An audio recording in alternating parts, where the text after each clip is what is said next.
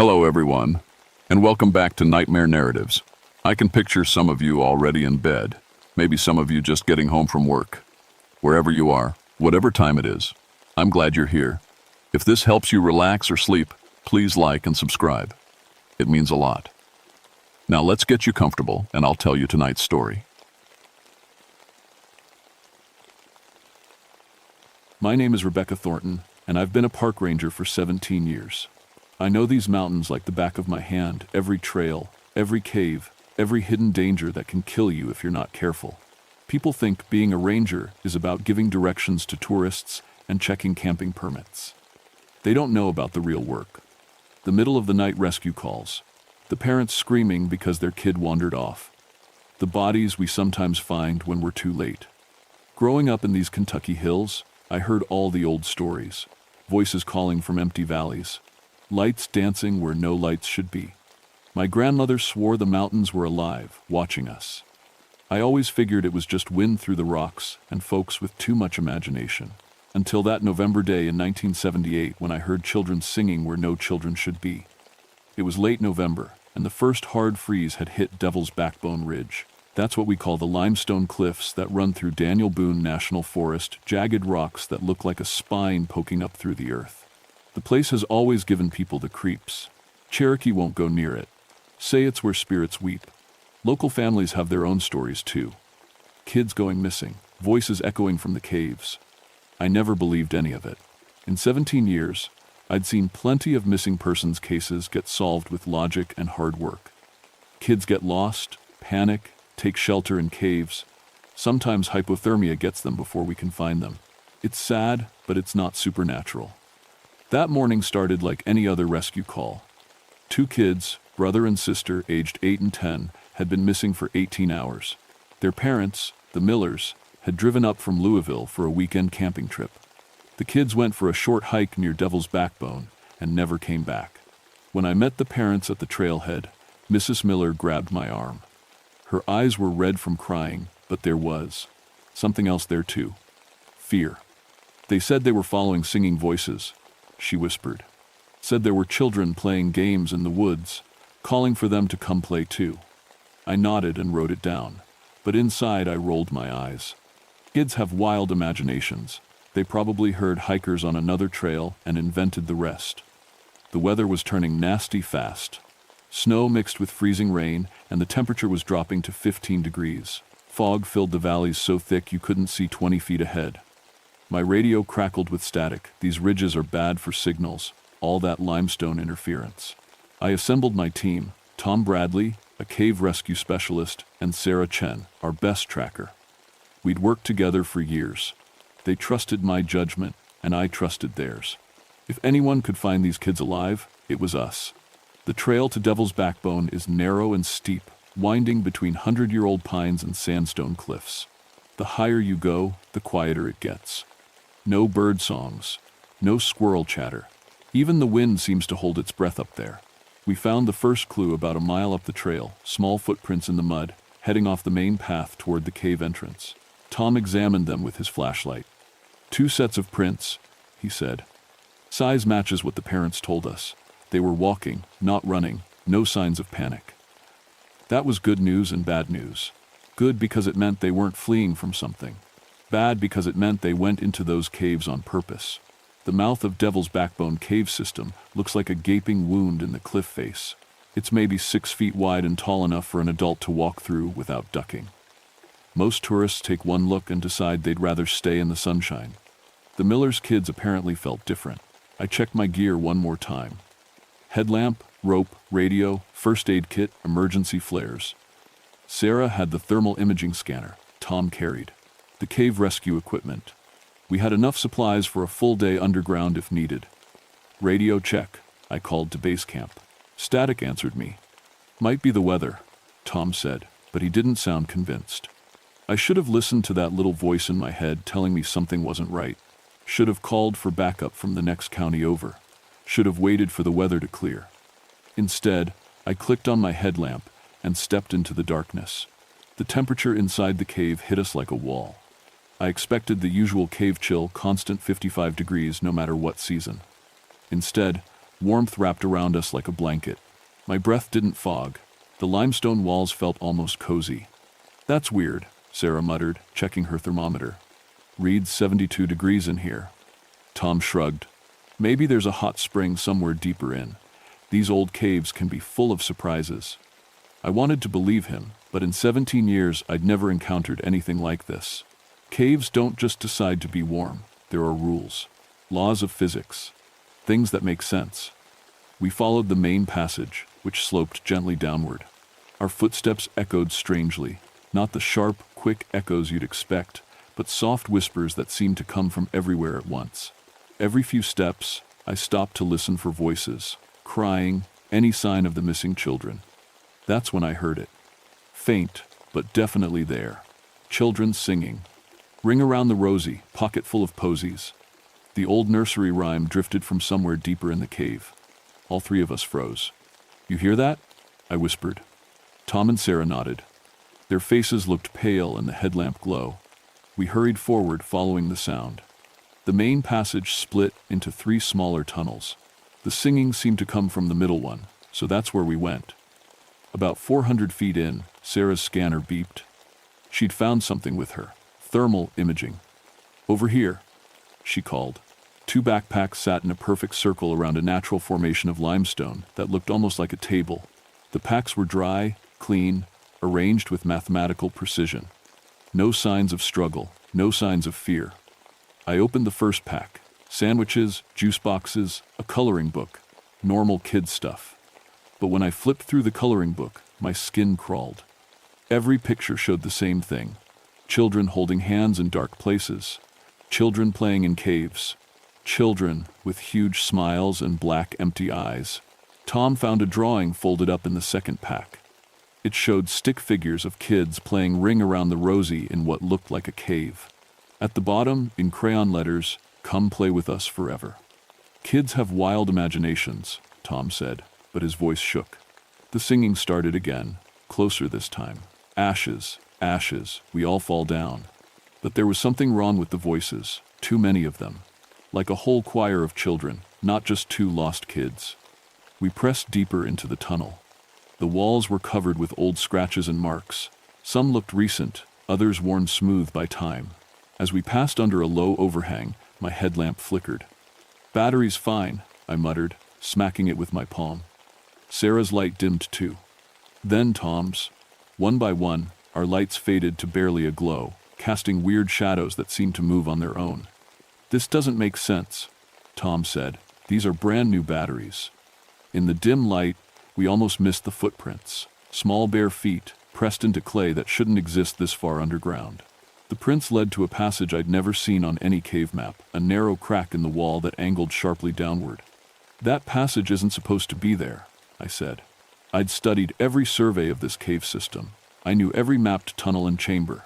But here was a passage that simply didn't exist on paper. "Maybe the surveys missed it," Sarah suggested. "All of them? For 50 years?" Cold air started flowing up from the new passage, carrying a smell like wet earth and something else. Something sweet and rotten at the same time. And voices. Definitely voices. "Rebecca? Rebecca, is that you?" I nearly dropped my flashlight. That voice, it sounded exactly like my daughter Emma. But Emma had been dead for 3 years, fell into a sinkhole while hiking with friends. I never even got to say goodbye. "Mom? Why didn't you save me, Mom?" My hands shook so hard I could barely hold my gear. Tom grabbed my shoulder. "Rebecca, you okay? You look like you've seen a ghost."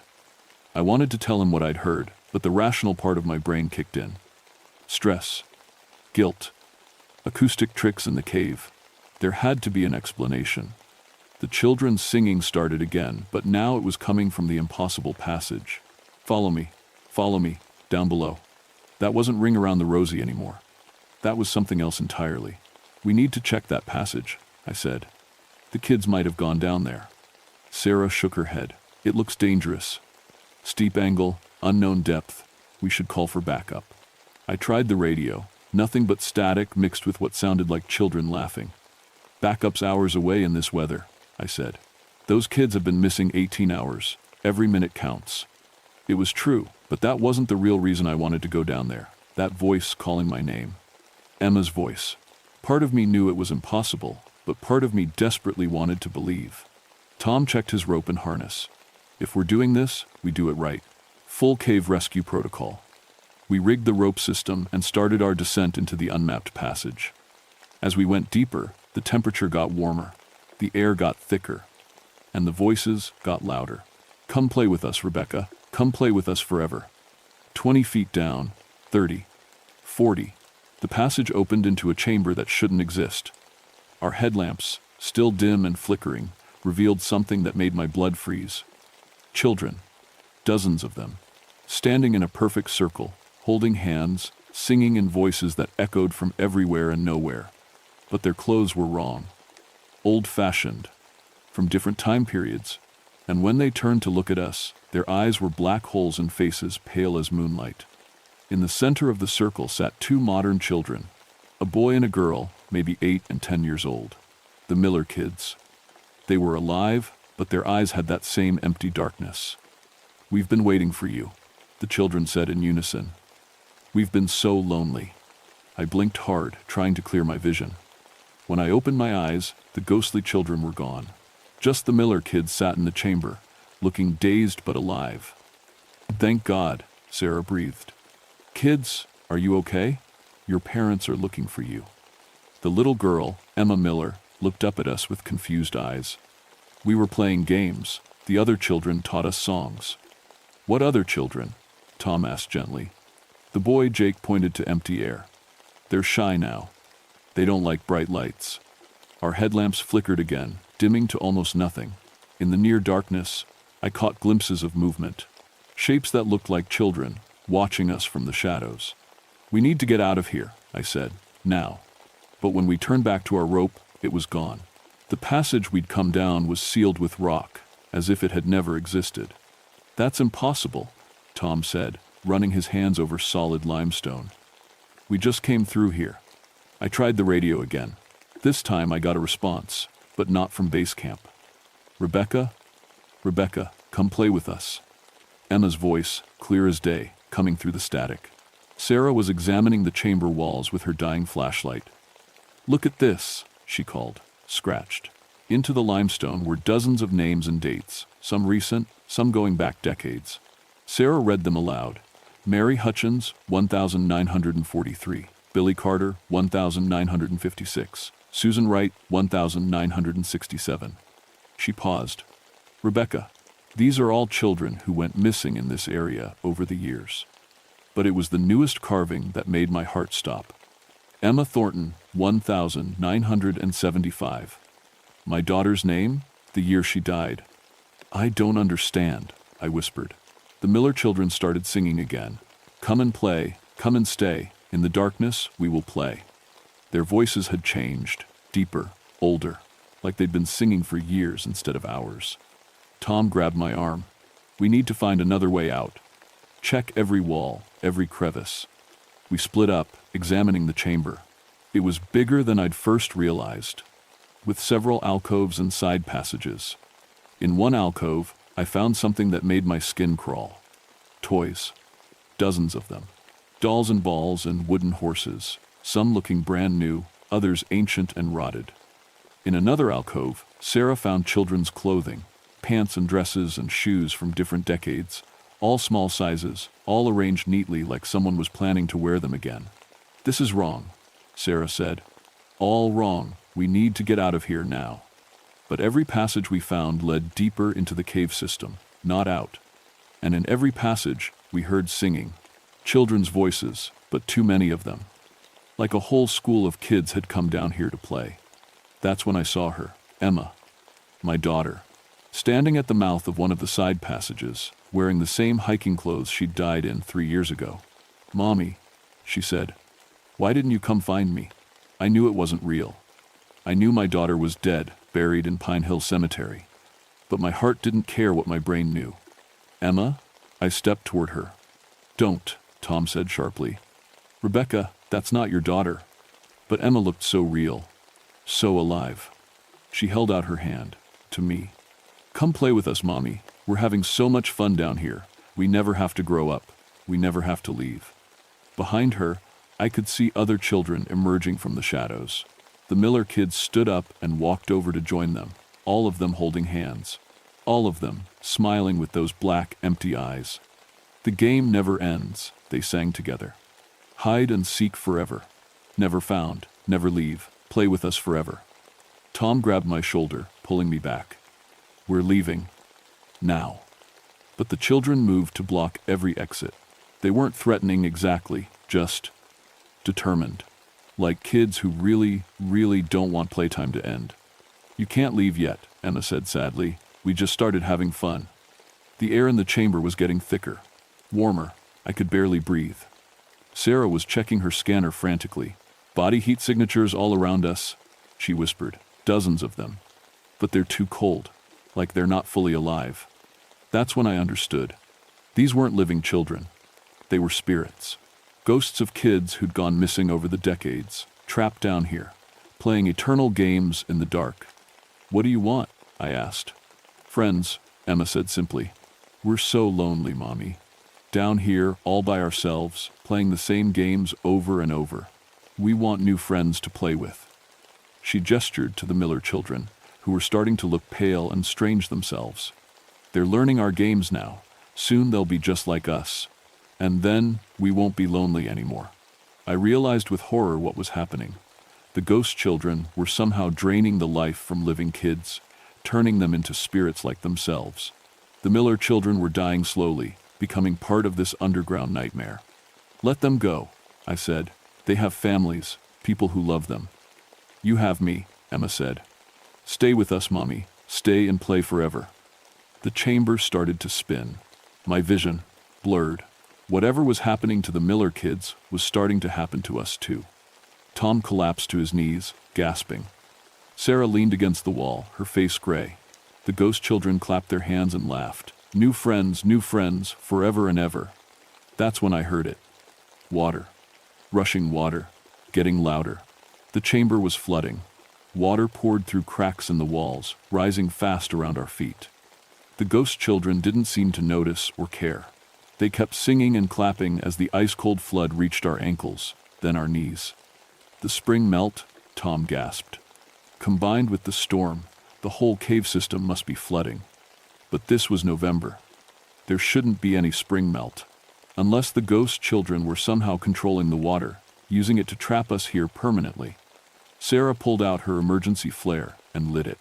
Red light flooded the chamber, and for a moment the ghost children flickered like bad TV reception. "They don't like the light," she shouted. I grabbed a flare from my pack, but before I could light it, Emma stepped closer.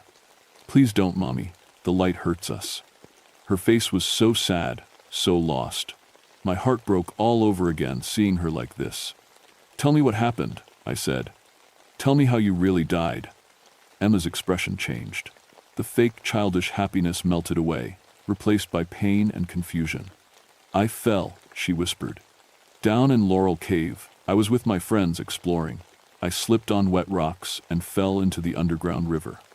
I called for you, Mommy. I called and called, but you never came." Tears ran down my face. "I tried to find you. I searched for 3 days. I know. But it was too late. I was already here, already part of the game." Behind her, the other ghost children were getting agitated. The water was up to our waists now, and Tom was struggling to keep his head above it. "What game?" I asked. "What are you really playing?" A new voice answered, older, deeper. A boy who looked maybe 12, wearing clothes from the 1920 seconds. "Hide and seek," he said. "We've been hiding for so long. But nobody ever finds us. Nobody ever ends the game." "Who are you?" "I'm Billy. Billy Morrison. I was working in the mine when it collapsed. Me and 22 other kids. We were down here playing hide and seek during our break when the tunnel caved in. Nobody knew we were here." The truth hit me like a physical blow. These weren't just random ghost children. They were the kids from the 1920 seconds mining disaster. Children who'd been working illegally in the coal mines, crushed when the tunnels collapsed during their lunch break. The mine connects to this cave system, I realized. You've all been trapped here together. Billy nodded sadly. We started the game to keep from being scared, hide and seek in the tunnels. But then we died, and the game never ended. We kept playing, waiting for someone to find us and declare it over. "So you take other children to keep you company?" "They find us," Emma said. "They hear us singing and come to play. But once they start playing, they can't leave until the game ends." The water was up to our chests. Tom grabbed the Miller children, trying to lift them higher, but they seemed to weigh nothing. They were already more spirit than flesh. "How do we end the game?" I shouted over the rushing water. Billy looked confused. "Someone has to find us. Someone has to win." "But I did find you. I found all of you." "No," Emma said sadly. "You found us, but you haven't won yet. To win hide and seek, you have to find the best hiding spot. The place where nobody will ever look." She pointed to a passage I hadn't noticed before, hidden behind the rushing water. "The deepest place," Billy said. "Where we first hid when the mine collapsed. That's where the game started. That's where it has to end." The water was at our necks now. In minutes, we'd all drown. But to reach that passage, I'd have to dive underwater into an unmapped tunnel system that could go on for miles. "If I find the hiding spot," I gasped, "will you let everyone go? All of them?" The ghost children looked at each other uncertainly.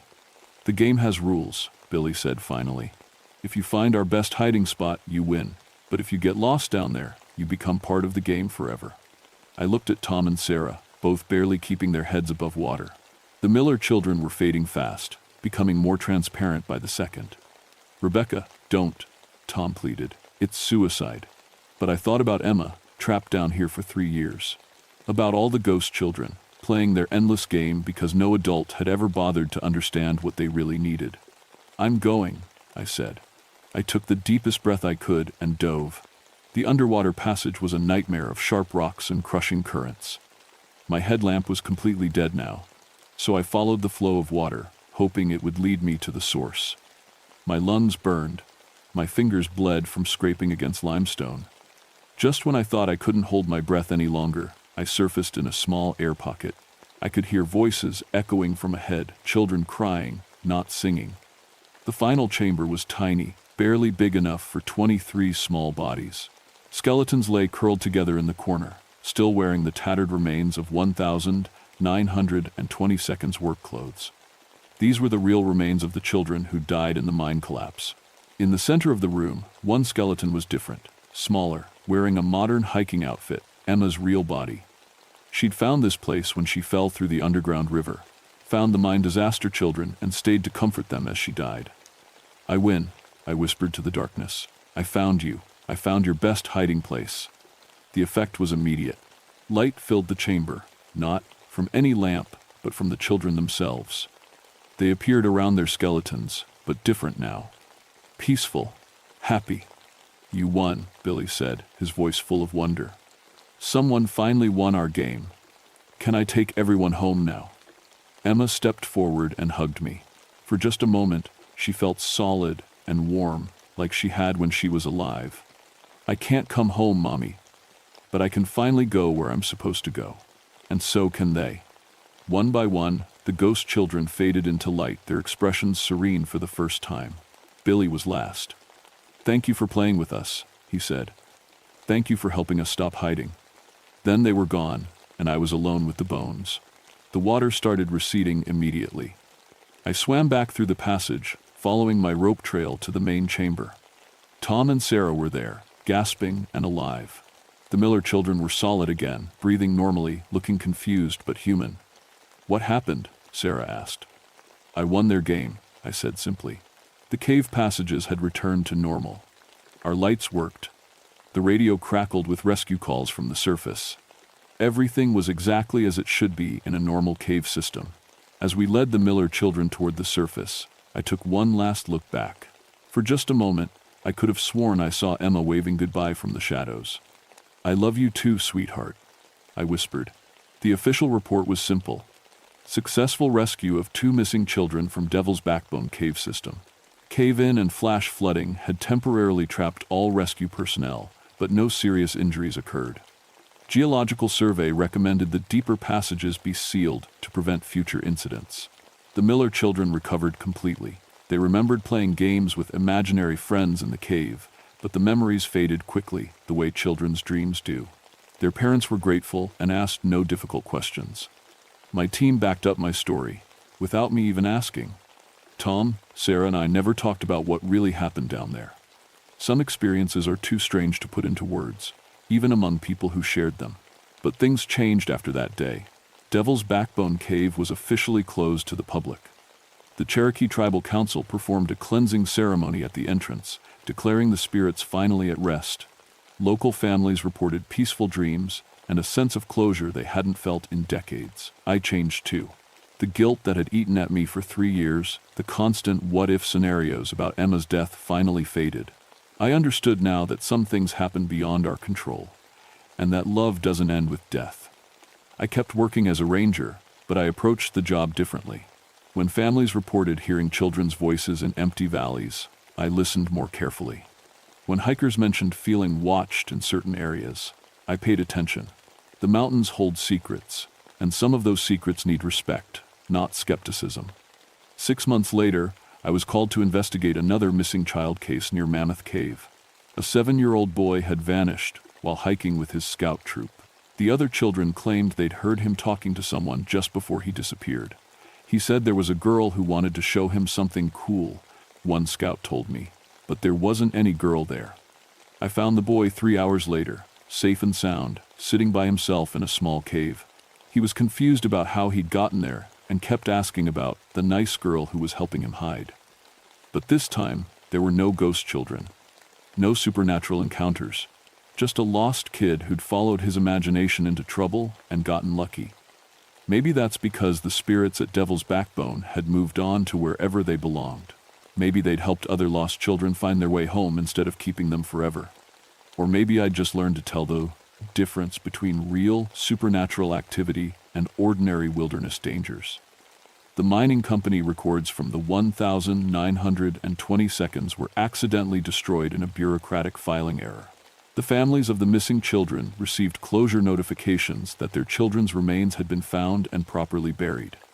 No one asked too many questions about where or how. Sometimes I visit Emma's grave in Pine Hill Cemetery.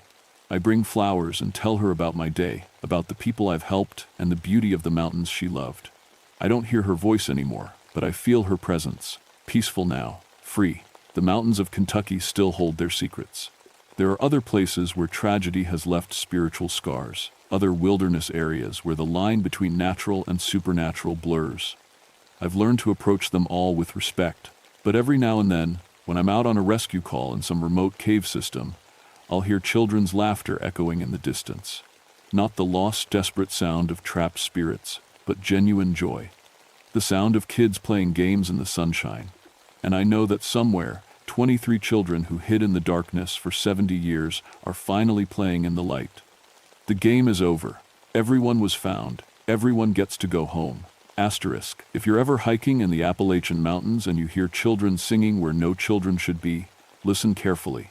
They might just be playing harmless games. But if they ask you to come play hide-and-seek forever, politely decline. Some games are too dangerous to join, and some hiding spots are meant to stay found. Asterisk, asterisk. Trust your instincts. Respect the warnings. And remember that sometimes the best way to help lost souls is simply to acknowledge their presence and show them the way home. Asterisk.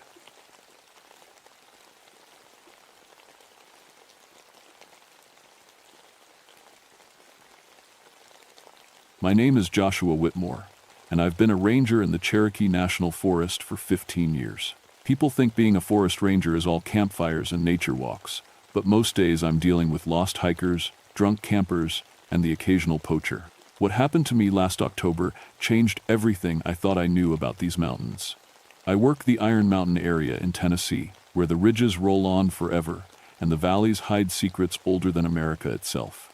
My specialty is historical preservation, which means I spend a lot of time protecting old Cherokee sites and abandoned settlements from people who don't know better. It's work that matters to me personally. My grandmother was Melungeon, one of those mysterious mixed-race families that settled these ridges back in the 1800s. Growing up, Grandma told me stories about our people, how they came from nowhere and belonged everywhere, how they faced hatred from both white and black communities because nobody could figure out what they were. She had olive skin and straight black hair, spoke Cherokee as well as English, and always said our family had gifts that went back generations. Some of our people could change their nature when they needed to, she'd whisper when I was little. Not their hearts, mind you, but their shape. It was how we survived when survival meant being something other than what we were. I grew up thinking these were just stories.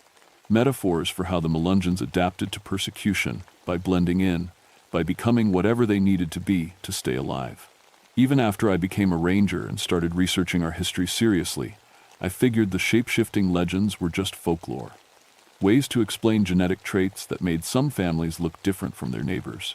The call came in on October 15th, 1981.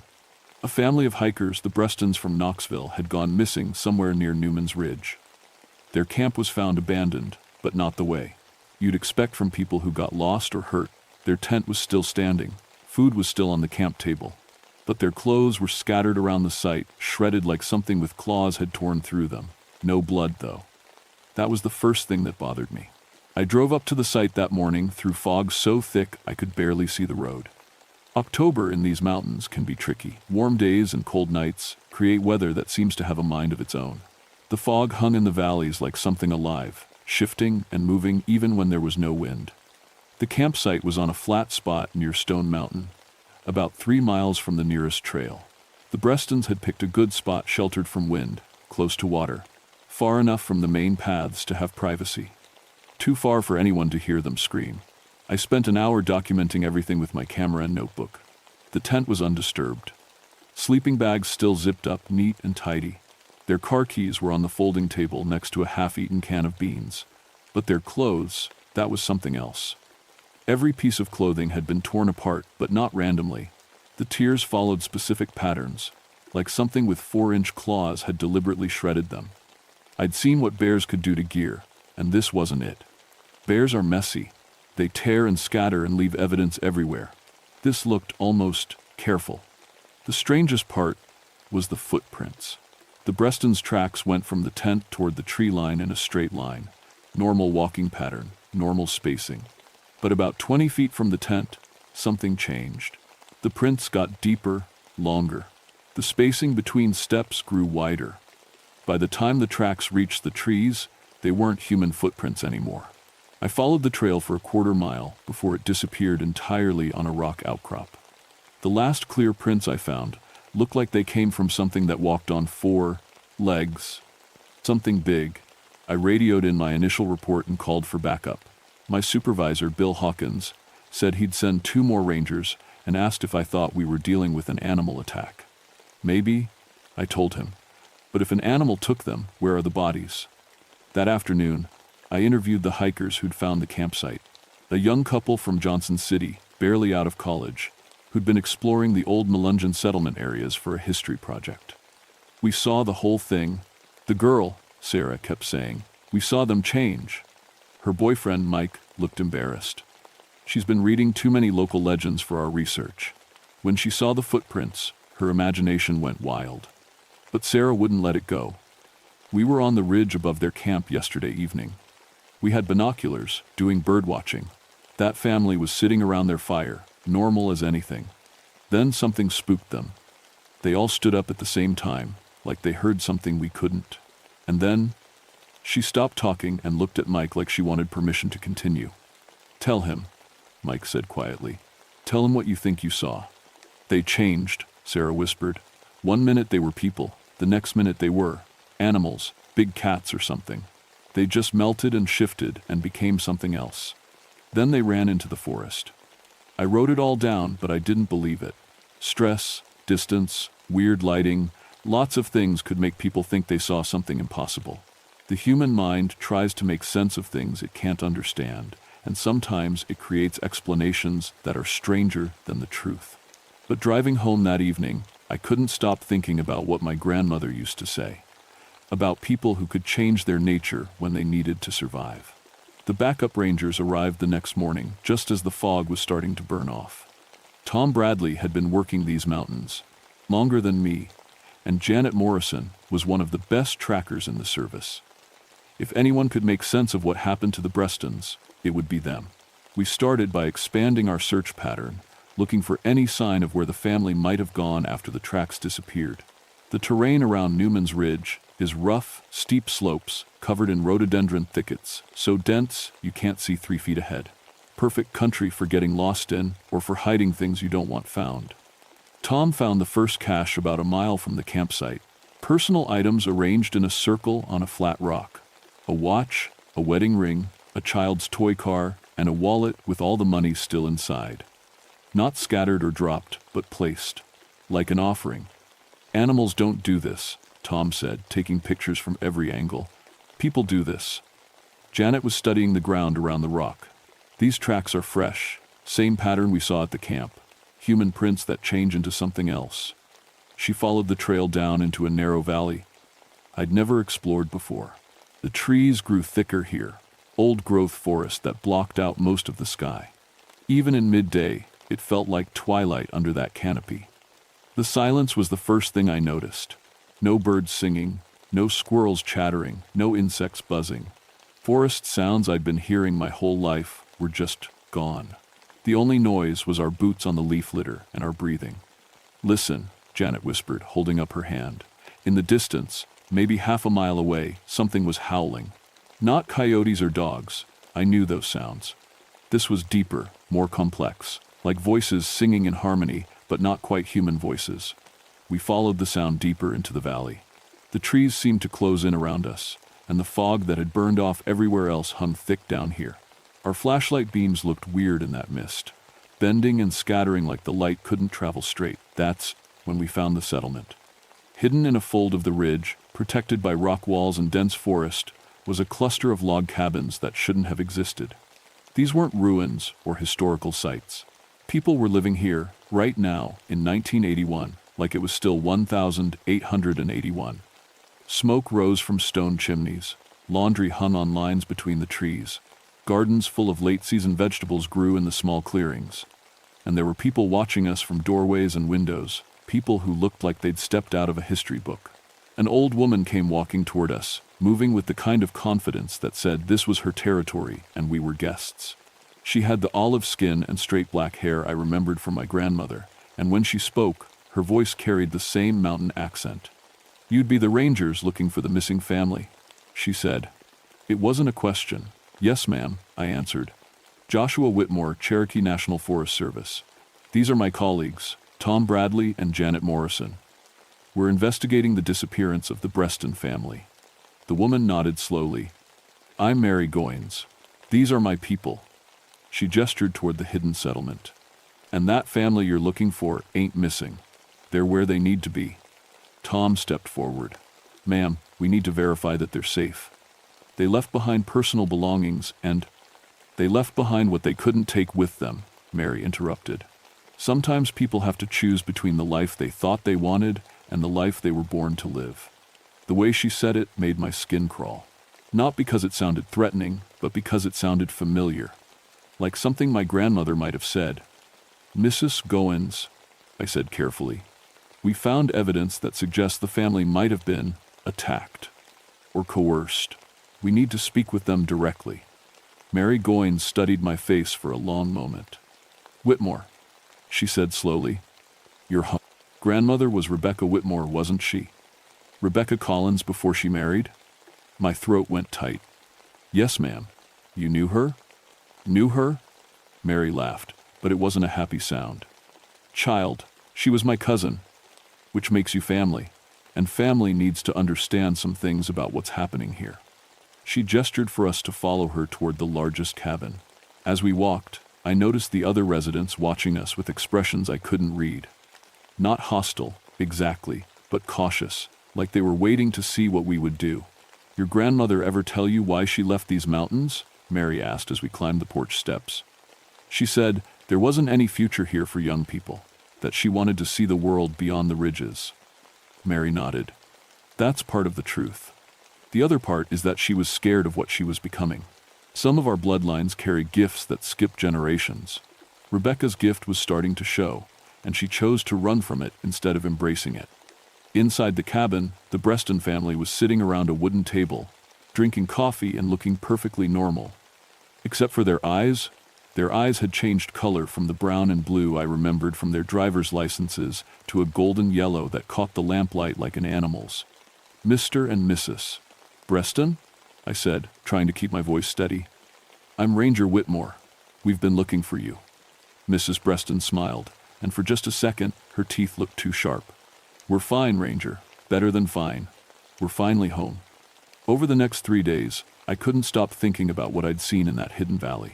The Brestons insisted they were staying voluntarily, and I had no legal grounds to force them to leave. But something was wrong with the whole situation, something that went beyond unusual living arrangements or cultural differences. The family's physical changes were subtle but consistent. Their hearing had improved dramatically. They could respond to sounds we couldn't even detect. Their movements had become more fluid, more graceful, and their eyes, those golden eyes, seemed to see things in the shadows that weren't there. I started having dreams that felt more like memories, running through the forest on 4 legs, feeling the night air through thick fur, hunting with senses so sharp I could track a deer from miles away. I'd wake up exhausted, like I'd actually been running all night, with dirt under my fingernails and scratches on my arms I couldn't explain. Tom and Janet had their own strange experiences. Tom's compass started pointing toward magnetic anomalies that didn't exist on any geological survey. Janet kept hearing voices speaking Cherokee in areas where no one else was around. Our equipment was failing in ways that didn't make sense. Cameras malfunctioned, radios picked up conversations in languages we didn't recognize, and our flashlights seemed to create shadows where shadows shouldn't exist. On the 4th night, I went back to the settlement alone. Mary Goins was waiting for me at the edge of the hidden valley, like she'd known I was coming. In the moonlight, she looked different. Younger somehow, despite her age. Her movements were too quick, too smooth. "Your grandmother's blood is calling to you," she said without preamble. "That's why you can't stay away. That's why the forest feels different to you now. Mrs. Goins, I need to understand what's happening to the Breston family. And to me." She gestured for me to follow her deeper into the settlement. This time, there were more people out and about, despite the late hour. Men and women moving between the cabins with the kind of easy confidence that comes from perfect night vision. Children playing games that seemed to involve impossible feats of speed and agility. "We are what we've always been," Mary said as we walked. The first people to settle these ridges weren't running from poverty or persecution alone.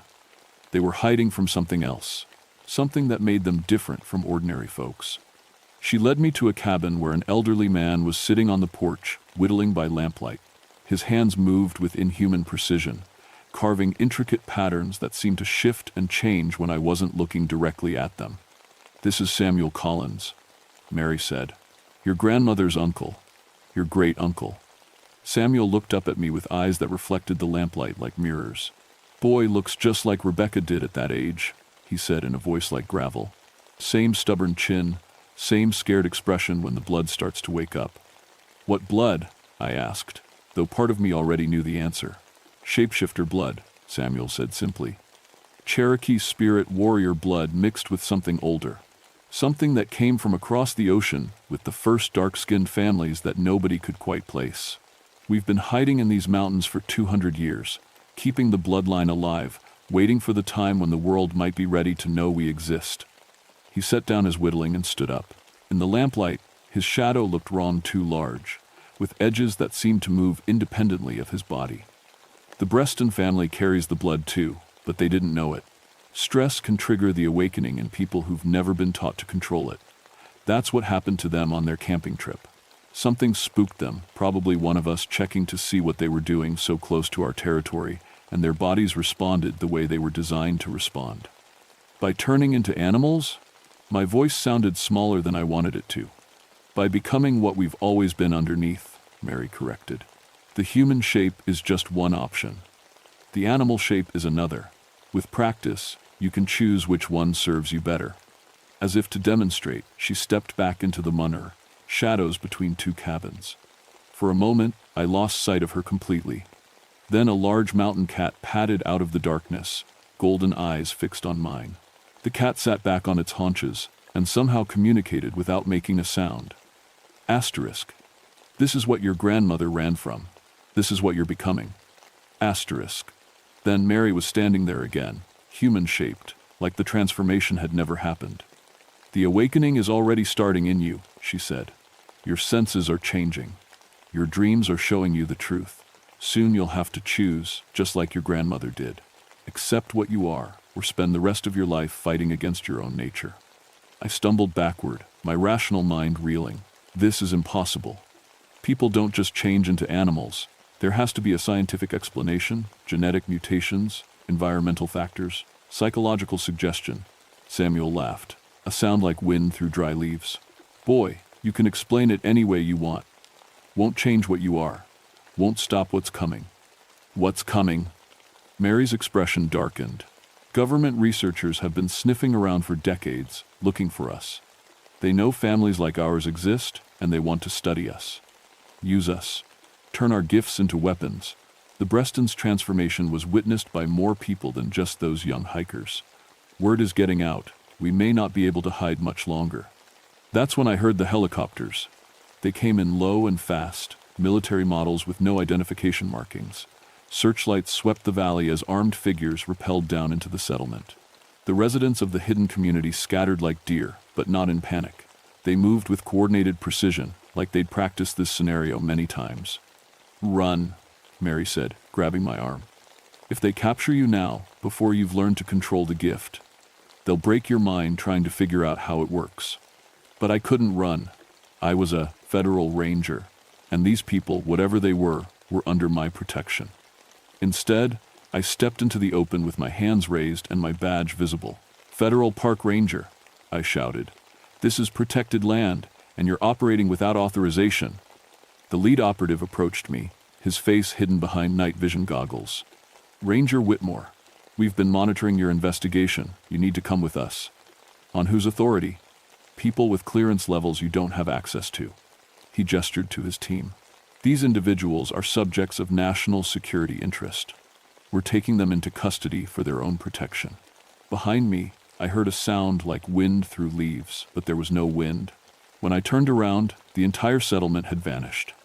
Not abandoned, vanished. The cabins were still there, but empty. The people had simply melted away into the forest like they'd never existed. Except for Mary Goines, who stepped out of the shadows in her human form, her hands raised but her eyes defiant. "You can take me," she said to the operatives. "But you'll never find the others, and you'll never understand what we are just by cutting us open and studying our blood." The lead operative nodded to his team, and they moved to surround Mary. As they closed in, she looked directly at me. "Joshua," she said, "your grandmother made her choice. Now you have to make yours. Be what you were born to be, or spend your life serving people who see you as a specimen to be studied." Then she was gone, not captured, not escaped, but transformed. The mountain cat that had been Mary Goines bounded into the trees faster than the operatives could react, leaving them with nothing but empty air and the echo of her words. The lead operative turned to me. "You're coming with us, Ranger. You've been exposed to classified phenomena, and you need to be debriefed." As they escorted me toward their helicopter, I realized that my old life, the life where I was just a forest ranger with an interest in local history, was over. Whatever I was becoming, whatever choice I had to make, it would have to be made soon, because the people who had taken me weren't interested in protecting anyone's rights or preserving anyone's culture. They were interested in turning genetic gifts into government weapons, and they thought I might be one of those weapons. The government facility was 3 hours away by helicopter, hidden in a valley that didn't appear on any maps I'd ever seen. From the outside, it looked like a research station, clean white buildings surrounded by chain-link fences, with the kind of bland architecture that was designed to be forgotten. Inside, it was a prison. They separated me from my gear and put me in a room that looked like a combination medical facility and interrogation chamber. Bright lights, stainless steel surfaces, cameras in every corner, and the constant hum of ventilation systems that never quite managed to mask the smell of fear and antiseptic. Dr. Elizabeth Warren introduced herself as a geneticist specializing in human physiological anomalies. She was young, professional, and had the kind of detached curiosity that made my skin crawl. "Ranger Whitmore," she said, settling into a chair across from me with a thick file folder. "We've been monitoring your family line for quite some time. Your grandmother, Rebecca Whitmore, was flagged by our predecessors in the 1940 seconds as a person of interest. She successfully avoided our attention by leaving the mountains and integrating into mainstream society. But the genetic markers don't just disappear. She opened the folder and showed me photographs, surveillance photos of my grandmother as a young woman, documents detailing her family history, and genetic charts that meant nothing to me but apparently meant a lot to Dr. Warren.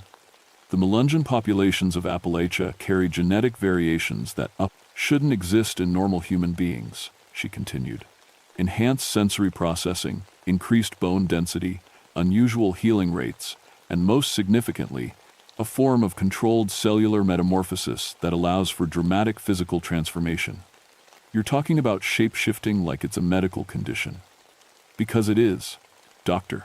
Warren leaned forward.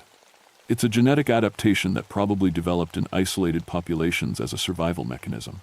The ability to alter physical form in response to environmental stressors would have provided significant evolutionary advantages. She stood up and moved to a wall monitor that displayed brain scans and blood work. I didn't recognize. We've been studying subjects with these genetic markers for decades, Ranger Whitmore. We know that the transformation ability is triggered by extreme stress, enhanced by certain environmental factors, and controlled by a combination of neurological and hormonal processes we're only beginning to understand. Subjects? I repeated. You mean prisoners. We mean volunteers, participating in important research that could benefit all of humanity. The applications for controlled cellular transformation are limitless medical treatments, enhanced military capabilities, space exploration adaptations. Where are the Brestons? Doctor. Warren's expression didn't change, but she paused just long enough to confirm my worst fears.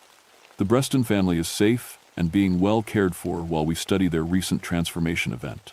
Their abilities manifested very suddenly, which makes them valuable for understanding the trigger mechanisms. I want to see them.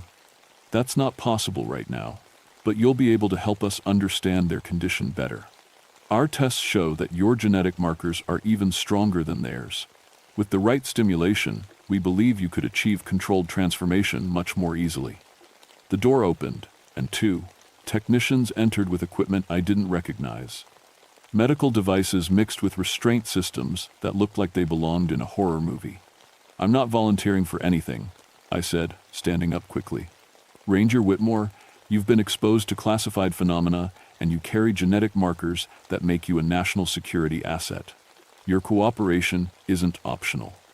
The technicians moved to either side of me, and I realized that everything Mary Goines had warned me about was happening exactly as she'd predicted. These people weren't interested in understanding the Melungeon community or protecting anyone's rights. They wanted to turn human beings into laboratory specimens. That's when I felt it, the change Mary had told me was coming. It started as anger, pure and simple. Rage at being imprisoned, at being treated like a test subject, at watching my own government turn constitutional rights into classified exceptions. But the anger felt different than it ever had before. Stronger, more focused, and connected to physical sensations I'd never experienced. My hearing sharpened until I could detect conversations happening in other parts of the building. My sense of smell expanded until I could identify individual people by their scent signatures. And my vision changed until I could see details in the shadows that had been invisible moments before. Dr. Warren was watching me with clinical fascination. Extraordinary. You're undergoing physiological changes in response to perceived threat. Heart rate elevated, pupil dilation, increased muscle tension, and... She paused, consulting a handheld device. Neurological patterns consistent with pre-transformation states we've observed in other subjects.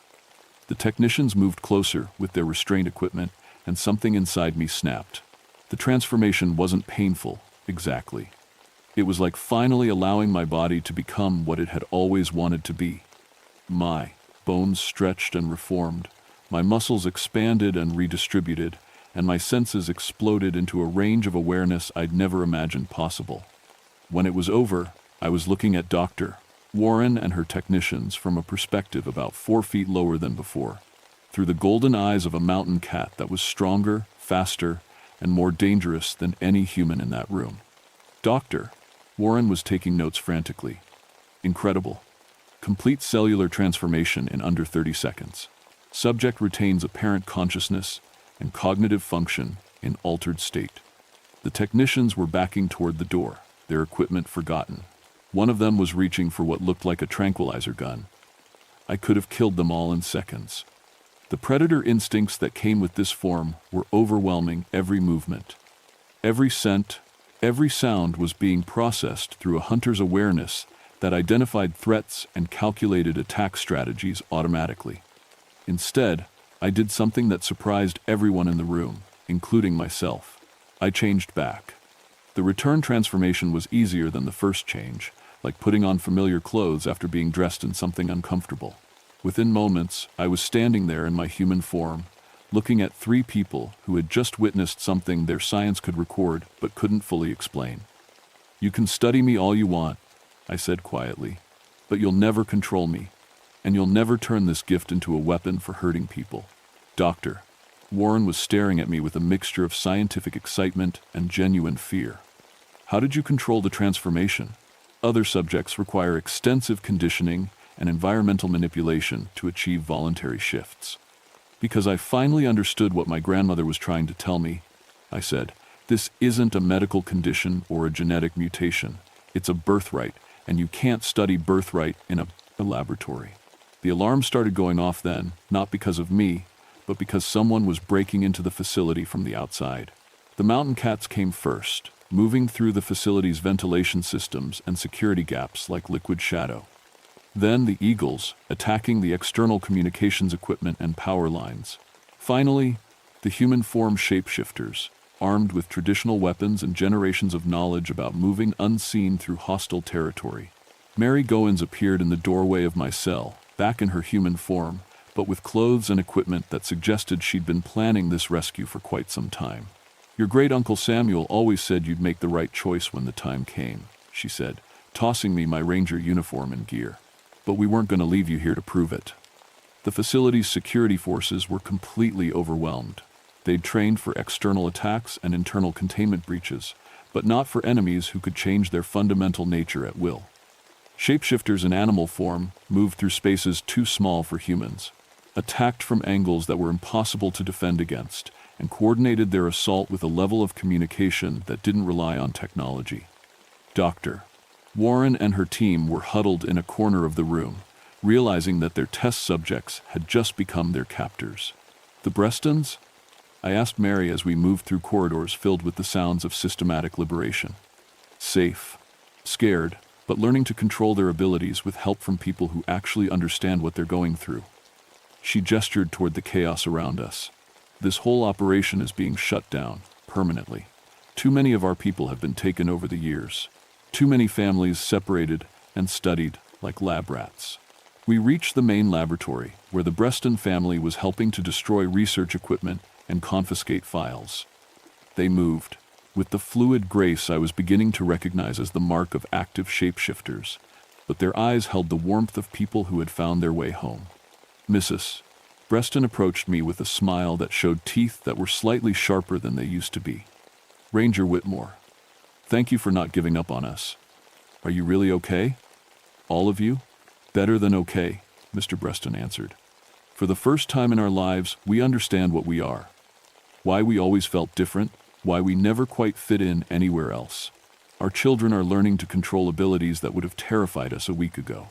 The Breston children were helping to carry boxes of research files toward the exit. They moved with the easy confidence of young people who had discovered they were capable of things they'd never imagined. Not better than human, just human, in a way that included possibilities most people never experienced. Mary touched my shoulder. "You have a choice to make, Joshua. You can come with us, back to the mountains, and learn what your grandmother never let herself learn. Or you can return to your old life and pretend none of this ever happened." I looked around the laboratory, at the evidence of decades of research conducted on people who had been imprisoned for the crime of being genetically unique. At Dr. Warren and her team, who saw human beings as collections of interesting problems to be solved. At the Breston family, who had found peace and identity in embracing what they truly were. What about my job, my responsibilities as a ranger? Samuel Collins appeared beside Mary, moving with the silent grace of someone who had been practicing shape-shifting for 70 years. "Boy, You think there ain't ranger work to be done in these mountains? You think our people don't need protection from folks who want to study us and cage us and turn us into weapons? He was right. The Cherokee National Forest was home to more than just ordinary of wildlife and historical sites. It was sanctuary for people whose very existence challenged everything mainstream society thought it knew about human nature. There's paperwork to be filed, I said finally. Reports to be written. This facility is going to disappear from the official records, but the people who authorized it are still out there. Someone needs to make sure this doesn't happen again. Mary nodded approvingly, spoken like a true ranger. Protect the territory, protect the people who belong there, and keep the balance between what's public knowledge and what needs to stay hidden. 6 months later, I submitted my final report on the Breston family disappearance. According to the official record, they were found safe after becoming lost in a remote area of the Cherokee National Forest. They chose to relocate to a private community focused on traditional Appalachian lifestyles, and they declined further contact with outside authorities. The government research facility never existed, at least not in any paperwork that survived the bureaucratic housecleaning that followed. Dr. Warren and her team were reassigned to projects that didn't involve human subjects, and several high-ranking officials took early retirement for reasons that were never made public. I still work as a ranger in the Cherokee National Forest, but my territory has expanded considerably. I patrol areas that don't appear on public maps, protecting communities that maintain traditional ways of life, and ensuring that families with unusual genetic heritage can live in peace, without fear of persecution or scientific exploitation. My senses are sharper now. My physical capabilities are enhanced, and when the situation requires it, I can become something other than human. But mostly, I'm still just a forest ranger, doing work that matters in mountains that hold more secrets than most people will ever know. Sometimes, late at night, I hear howling in the distance, not coyotes or dogs, but voices singing in harmony. The sound of people who have found their way home, who have learned to embrace what they are instead of hiding from it. And sometimes, when I'm alone in the deepest parts of the forest, I add my voice to theirs. Because some gifts are meant to be shared, and some families are bigger than the ones you're born into. My grandmother chose to run from what she was becoming, and I understand why. The world wasn't ready for people like us. But the world is changing, and maybe, someday, it will be ready to know that human nature includes possibilities that science is only beginning to understand. Until then, I'll keep doing what rangers do, protecting the territory, protecting the people who belong there, and maintaining the balance between what the public needs to know and what they need to be protected from. The mountains keep their secrets well, and so do I.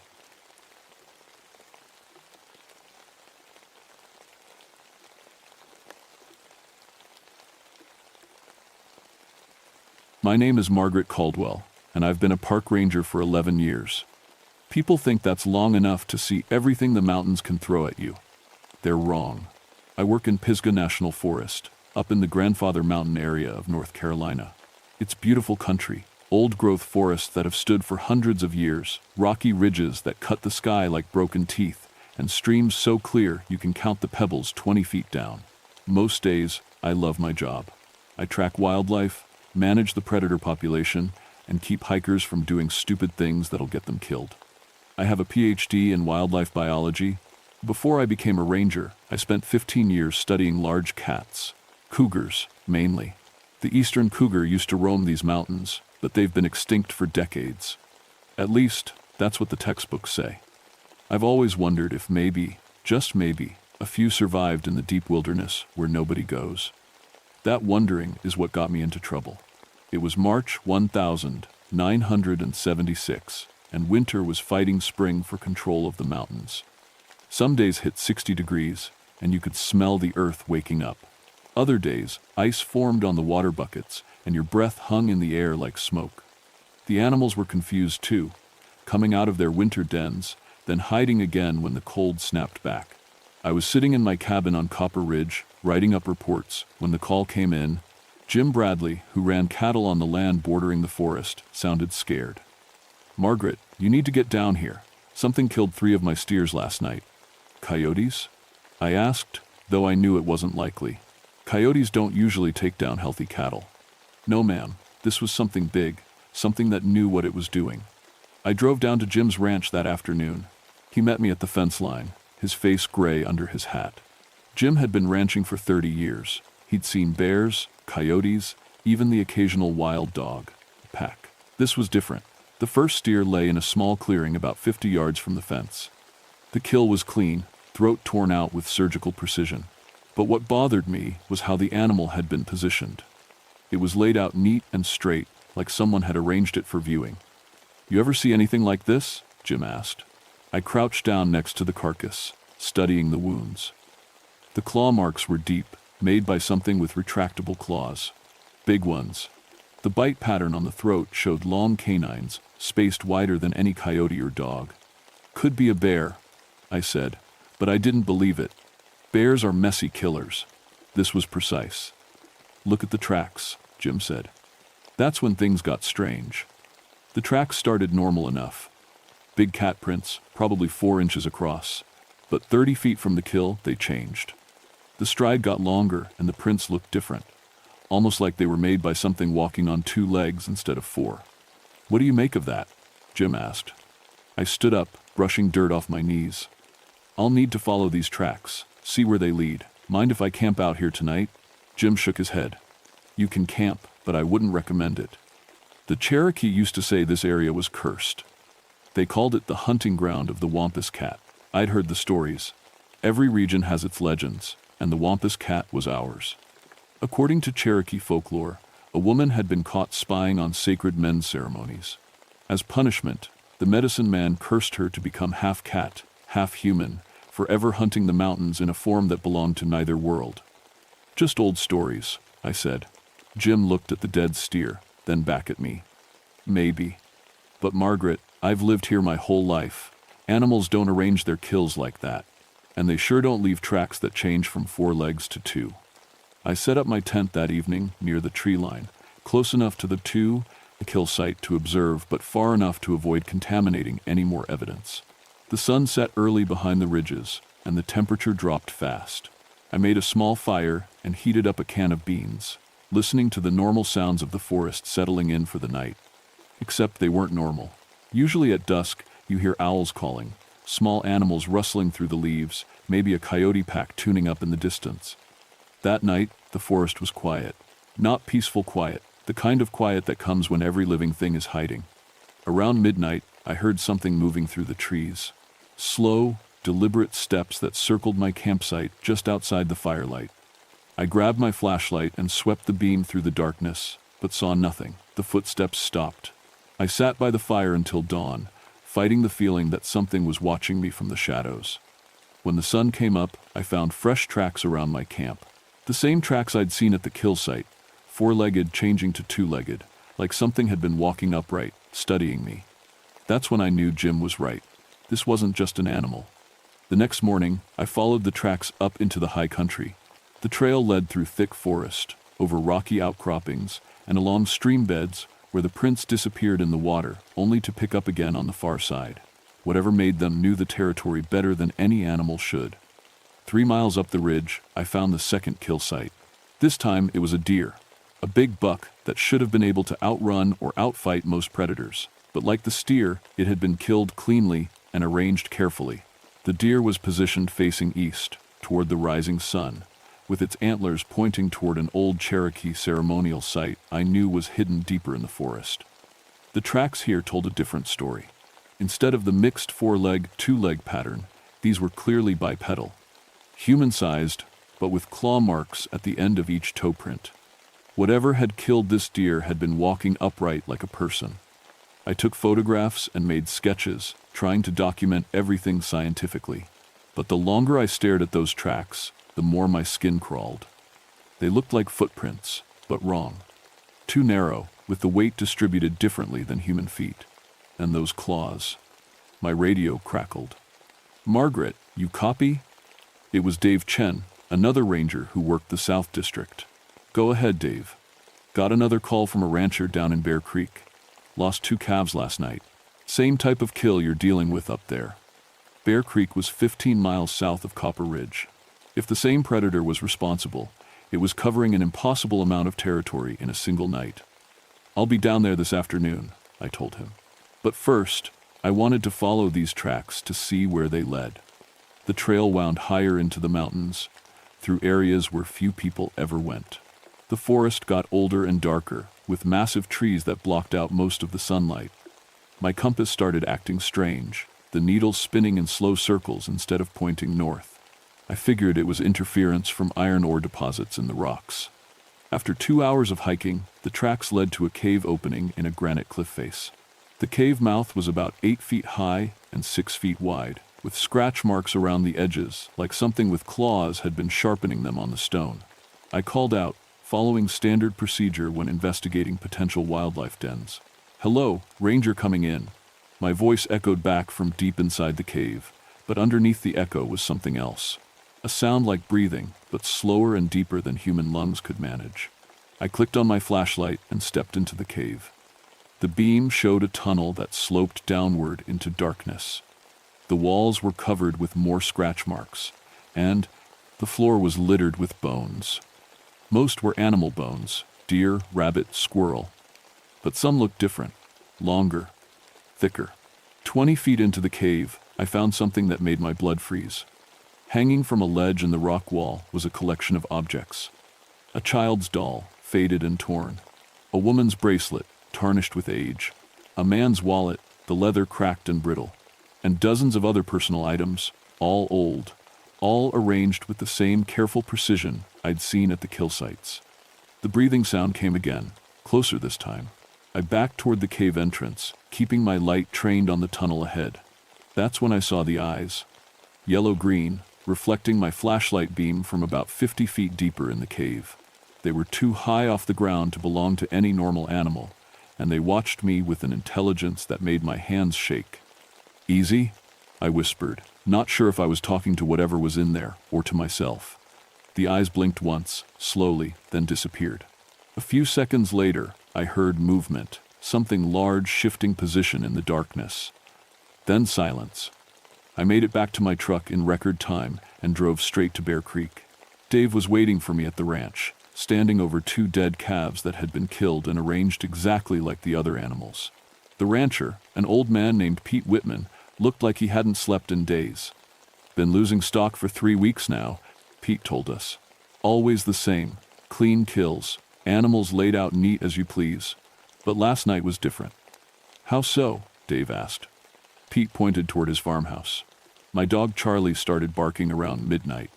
I looked out the window and saw something standing in my pasture.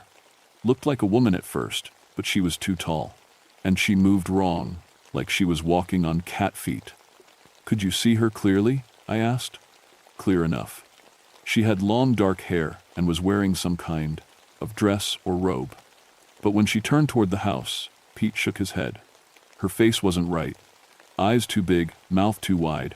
And when she smiled, I saw teeth like a cat's." Dave and I exchanged looks. Pete was known for being practical and level-headed. If he said he saw something, he saw something. "What happened then?" I asked. She looked right at me through the window, looked at me and smiled. Then she dropped down on all fours and ran off into the woods faster than anything I've ever seen move. That night, Dave and I set up a surveillance post overlooking the pasture. We had night vision equipment, cameras, and enough coffee to stay awake until dawn. Around 2 a.m., the temperature dropped 20 degrees in the space of 5 minutes. Our breath started fogging, and frost formed on the metal parts of our equipment. "You feel that?" Dave whispered. Before I could answer, our night vision scopes went haywire. The screens filled with static, then cleared to show a heat signature moving across the pasture. But the signature was wrong. Too hot and too large, shaped like a human but moving like an animal. Then, the cameras stopped working. We sat in the dark, listening to the sound of something moving through the pasture. Slow, deliberate footsteps that seemed to be circling the farmhouse. Every few minutes, the footsteps would stop, and we'd hear a sound like sniffing, something testing the air. When dawn came, we found fresh tracks around the house. The same tracks I'd been following for days. Human feet with claws, sometimes 2-legged, sometimes 4. But this time, there was something new. Pressed into the mud by the kitchen window was a perfect handprint. Human-sized, but with long claw marks extending from each finger. The print was still warm. Word spread fast through the mountain communities. 3 ranches had lost livestock, all to the same impossible predator. People started calling it the Wampus cat, half joking until they saw the evidence. Then they stopped joking. I spent the next week documenting every kill site, every track, every piece of physical evidence. My scientific training told me there had to be a rational explanation. Large cat, maybe an escaped exotic pet, or a person wearing some kind of clawed footwear, though that didn't explain the heat signature or the supernatural speed. But deep down, I was starting to believe what the Cherokee elders had always said. Something unnatural lived in these mountains. The breakthrough came when I met Joseph Crowfeather, a Cherokee elder who'd grown up on stories about the Wampus cat. He found me at the ranger station on a Thursday morning, carrying a bundle wrapped in deerskin. "You're the one tracking the cursed woman," he said. It wasn't a question. "I'm tracking a predator that's killing livestock," I replied. Joseph smiled. He was maybe 70 years old, with silver hair and long braids and eyes that seemed to see more than they should. "Same thing. You want to understand what you're hunting? You need to know the story." He unwrapped the deerskin bundle and pulled out an old photograph. The picture was faded and cracked, but it clearly showed a young Cherokee woman in traditional dress. She was beautiful, with long dark hair and intelligent eyes. Her name was Adsila, Joseph said, means blossom in our language. This picture was taken in 1897, just before she disappeared. Disappeared how? She was caught spying on the sacred men's ceremonies. Women weren't allowed to witness certain rituals. It was forbidden, dangerous to the spiritual balance. When the medicine man found her hiding in the woods, watching secrets she shouldn't see, he was furious. Joseph put the photograph on my desk. The curse was specific. She would become neither fully human nor fully animal, but something in between. Forever hungry, forever hunting, forever alone. She would remember her human life, but be driven by animal instincts she couldn't control. "That's just a story," I said, but my voice lacked conviction. "Is it? You've seen the evidence. Human intelligence planning the kills, animal strength carrying them out. Tracks that change from 2 legs to 4. A creature that understands human behavior but follows predator instincts." I stared at the photograph. The woman in the picture looked sad, like she knew what was coming. "If this is true," I said slowly, "then what we're dealing with isn't just a dangerous animal. It's a person trapped in a nightmare that's lasted almost 80 years. Joseph nodded. "And getting stronger. The longer the curse runs, the more the animal side takes control. She's losing her humanity bit by bit." That night, I couldn't sleep. I kept thinking about Adsila, imagining what it would be like to be trapped between 2 forms, 2 natures. To remember being human, but be driven by instincts you couldn't understand or control. Around 3 a.m., I heard scratching at my cabin door. I grabbed my flashlight and service pistol, moving quietly to the window. In the moonlight, I could see a figure crouched on my front porch. It looked like a woman, but she was positioned wrong, balanced on the balls of her feet like a cat ready to spring. She was scratching symbols into my door with her fingernails. No, not fingernails, claws. Long, curved claws that left deep gouges in the wood. I watched through the window as she worked. Her movements were precise, deliberate, almost artistic. When she finished, she sat back on her heels and looked directly at my window. Even in the moonlight, I could see her eyes glowing with that yellow-green light. She smiled, showing teeth that were too sharp and too long. Then she dropped to all 4s and vanished into the darkness faster than my eye could follow. When morning came, I examined the symbols she'd carved. They weren't random scratches, they were Cherokee. Pictographs, old ones that told a story. Joseph translated them for me later that day. "She's warning you," he said. "The symbols say hunter becomes hunted, and one who seeks becomes one who is found." Meaning what? You've been tracking her for 2 weeks. Now she's tracking you. The attacks escalated after that. Instead of killing livestock every few days, the Wampus cat started hunting every night. But the kills changed. Instead of the careful, ritualistic arrangements, the animals were torn apart with savage fury. She was losing control, giving in more and more to the animal side of her nature. Dave and I started patrolling together, neither of us willing to go into the deep woods alone. We carried heavy flashlights, radios that worked sporadically in the mountains, and weapons that we hoped we wouldn't need to use. On Saturday night, we were checking a report of strange sounds near Copper Creek when we heard screaming. The sound came from deeper in the forest, human screams mixed with something else, a yowling, cat-like cry that raised the hair on the back of my neck. We ran toward the sound, our flashlight beams dancing through the trees. We found Tom Brennan, a hiker who'd been camping illegally in the closed section of the forest. He was backed up against a massive oak tree, staring at something we couldn't see. His clothes were torn, and he had scratch marks across his chest, but he was alive. "Where is it?" Dave shouted. Tom pointed with a shaking hand toward a rocky outcropping about 50 feet away. "Up there! She's up there watching us!" Our light swept the rocks but found nothing. Then Dave's beam caught a flash of movement, something large dropping from the rocks to disappear into the undergrowth. We got Tom to safety and called for a medical helicopter to evacuate him. While we waited, he told us what had happened. "I was sleeping in my tent when something started circling the campsite. I could hear it breathing, hear claws clicking on the rocks. Then the tent started shaking." "What did you see when you got out?" I asked. "A woman. At least, she started as a woman. Long, dark hair, pale skin, wearing some kind of torn dress. But as I watched, she changed. Her face got longer, her teeth got bigger, her hands turned into claws." Tom grabbed my arm. The worst part was her eyes. They were human eyes, like she was still a person inside. She looked at me, and I could see she was as scared as I was. Like she didn't want to be doing what she was doing. The helicopter took Tom to the hospital in Asheville. Dave and I were left alone in the forest with something that was becoming more dangerous every day. "We need help," Dave said. "This is beyond what 2 rangers can handle." I knew he was right, but I also knew that bringing in a hunting party or wildlife control team would only make things worse. They'd try to kill the Wampus cat, not understanding that she was as much victim as predator. "Give me 1 more week," I said. "Let me try to find another solution." Dave looked at me like I was crazy. Maybe I was, but I couldn't stop thinking about Joseph's words, about a woman trapped for 80 years in a form she never chose. There had to be another way. The next few days passed in a blur of research and planning. I spent hours with Joseph, learning everything I could about the original curse and Cherokee's spiritual traditions. He taught me about the ceremonial sites scattered through the mountains, places where the barrier between the physical and spiritual worlds was thin.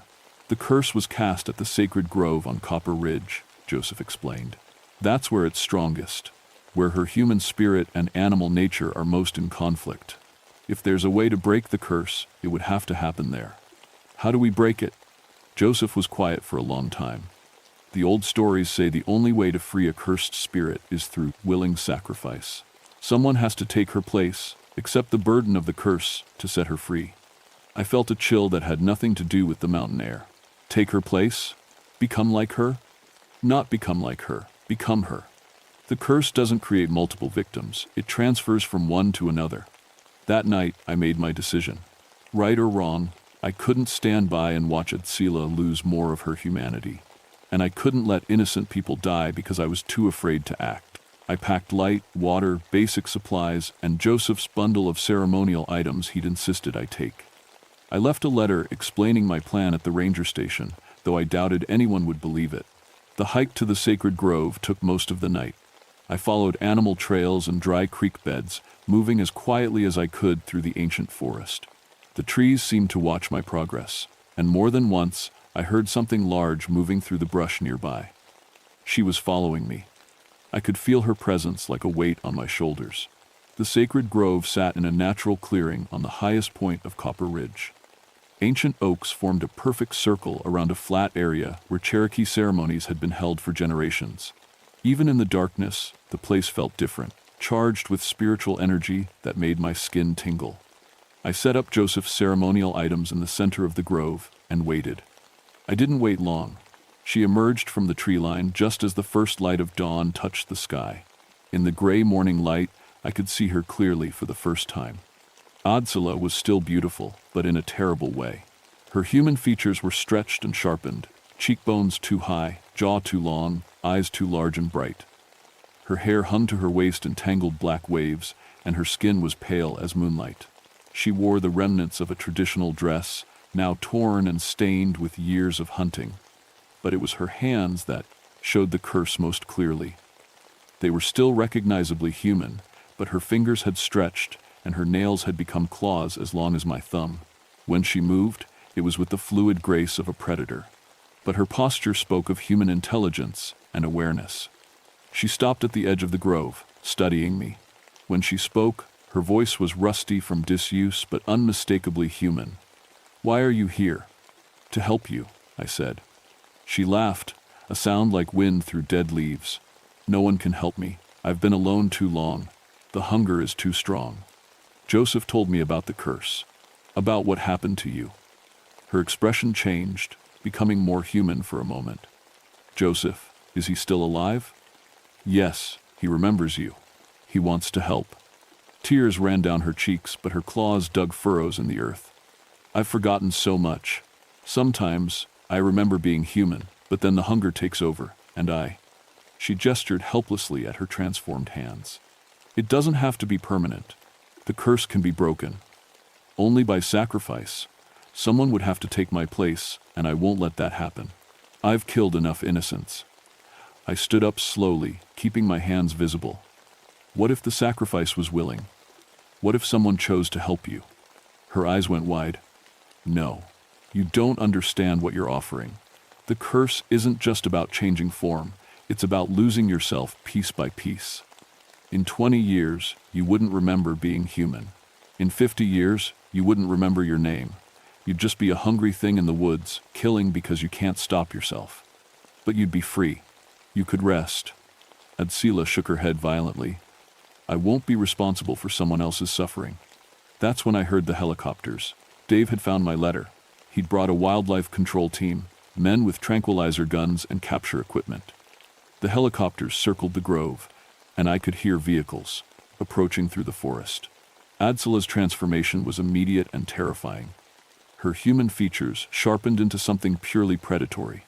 Her canine teeth extended into fangs and her claws grew longer.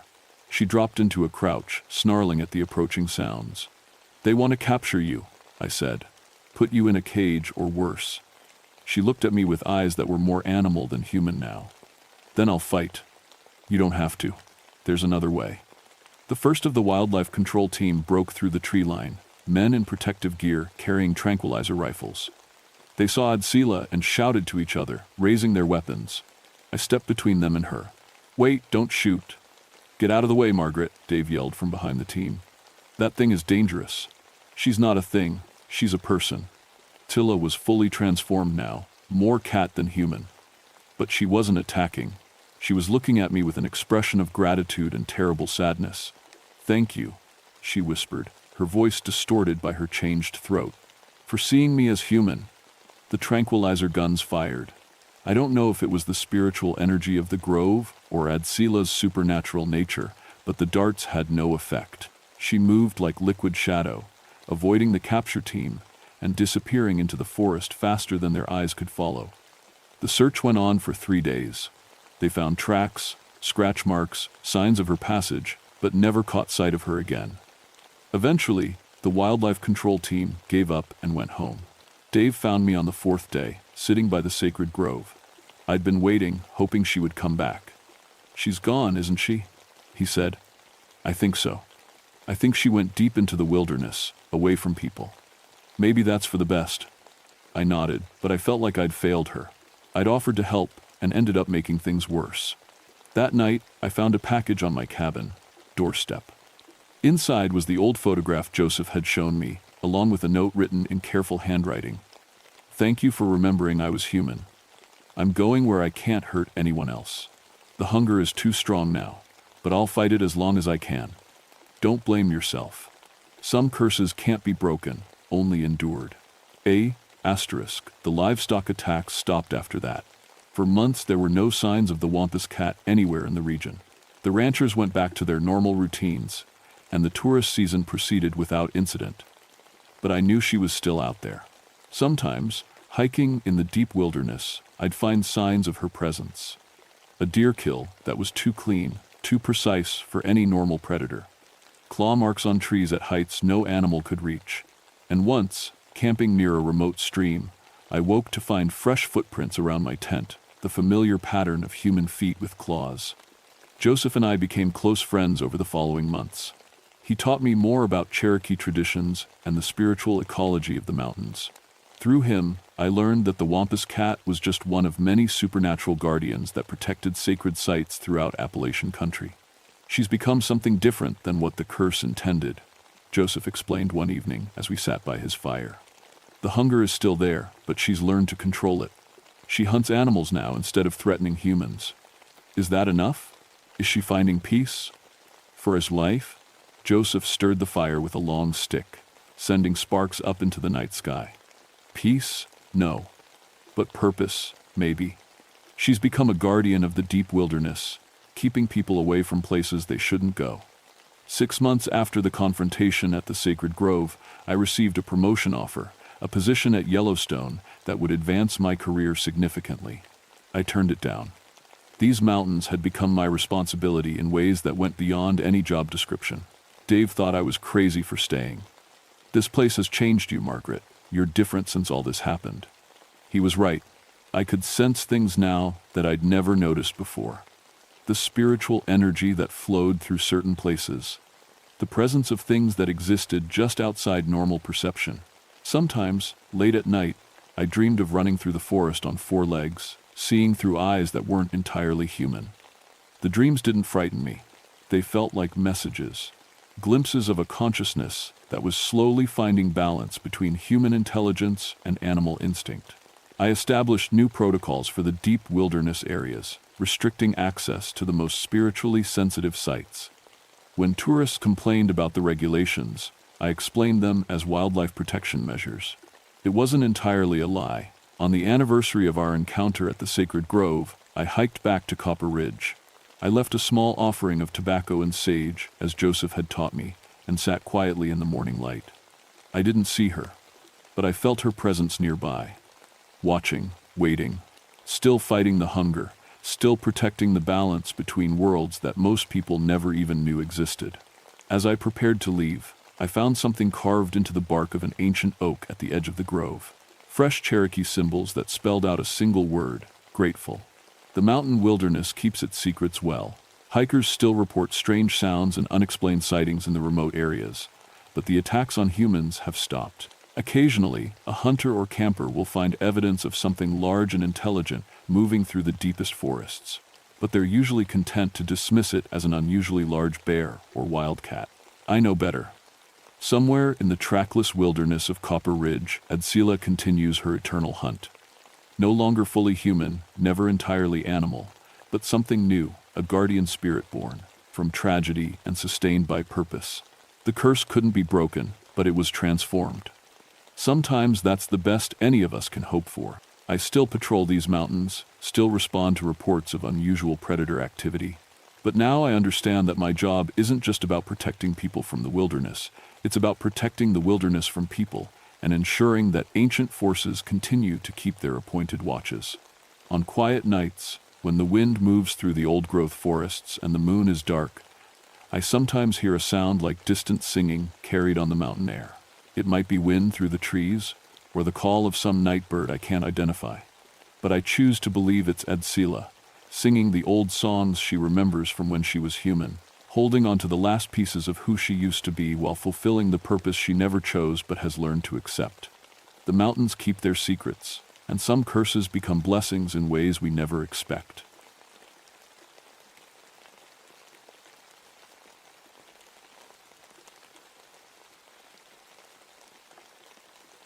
My name is Samuel Hendricks, and I've been a park ranger for 20 years. I thought I'd seen everything the wilderness could throw at me until September of 1999, when something impossible started happening at the land between the lakes. Most people don't know that my beat includes the old Bell family farm site. It's tucked away in a corner of the park where the Tennessee River bends through Kentucky. The government bought the land in the 1960 seconds and turned it into a historical preserve. Nothing much to see now, except some old foundation stones and a small cemetery with weathered headstones. But locals still tell stories about this place. Stories about the Bell Witch. According to the tales, back in 1817, Something evil started tormenting the Bell family. It threw rocks, pulled hair, and spoke in voices that came from thin air. The thing called itself Kate, and it tormented them for 4 years before vanishing. Andrew Jackson himself supposedly came to investigate and left scared. I always figured it was just old frontier nonsense. Isolated farm families, long dark winters, too much moonshine, people's minds play tricks. I've got a master's degree in American history, and I've read every account. Mass hysteria, that's all it was. The irony wasn't lost on me that I was probably the only park ranger in America who was actually related to the family he was protecting. My great-great-grandmother was a Bell, though I didn't advertise that fact. Last thing I needed was ghost hunters bothering me about family connections. September had been brutal that year. Day after day of 90-degree heat and humidity thick enough to swim through.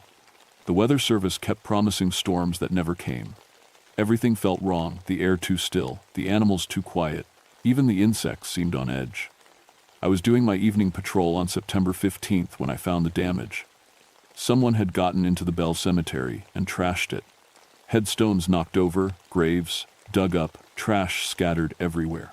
20 years of keeping vandals away from this place, and someone had finally gotten through. I called it in and started documenting the scene with my camera. Standard procedure, photograph everything before you touch anything. But as I worked, something bothered me. The damage looked random, but it wasn't. Whoever did this knew exactly which graves belonged to the original Bell family. They'd targeted those specific stones while leaving the newer burials alone. By the time I finished the initial documentation, the sun had set. I decided to start cleanup in the morning when I'd have better light. As I walked back to my truck, I heard something that made me stop. A woman's voice, clear as day, calling my name, Samuel. I turned around, flashlight in hand, scanning the cemetery. Nobody there. The voice had come from the direction of the Bell family plot, but my light showed only knocked over headstones and disturbed earth. "Hello?" I called out. "This is a restricted area. You need to leave." Silence. Even the night insects had gone quiet. I checked my radio. Static. Cell phone showed no signal, which wasn't unusual in this part of the valley. I was on my own until morning. The smart thing would have been to leave and come back with backup, but I'd been protecting this place for 2 decades.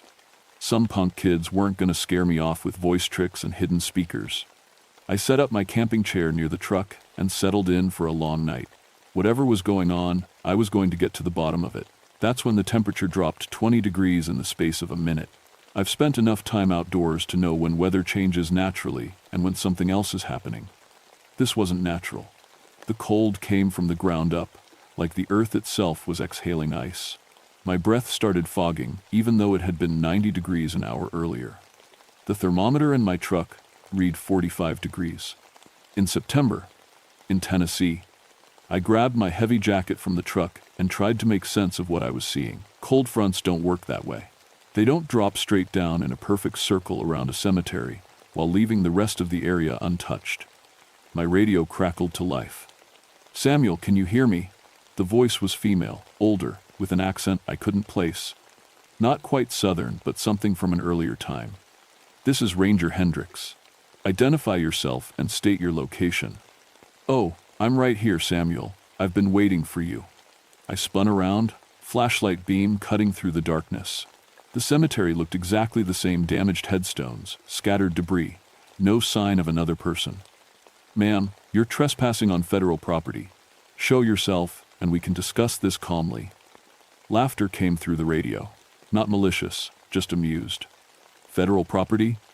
This land belonged to my family before there was a federal government, boy." Something cold touched the back of my neck. Not wind, something that felt like fingers. I spun around again, heart hammering. Nothing. But now I could smell something that didn't belong. Lavender and old wood, like opening a trunk that had been closed for decades. "Who are you?"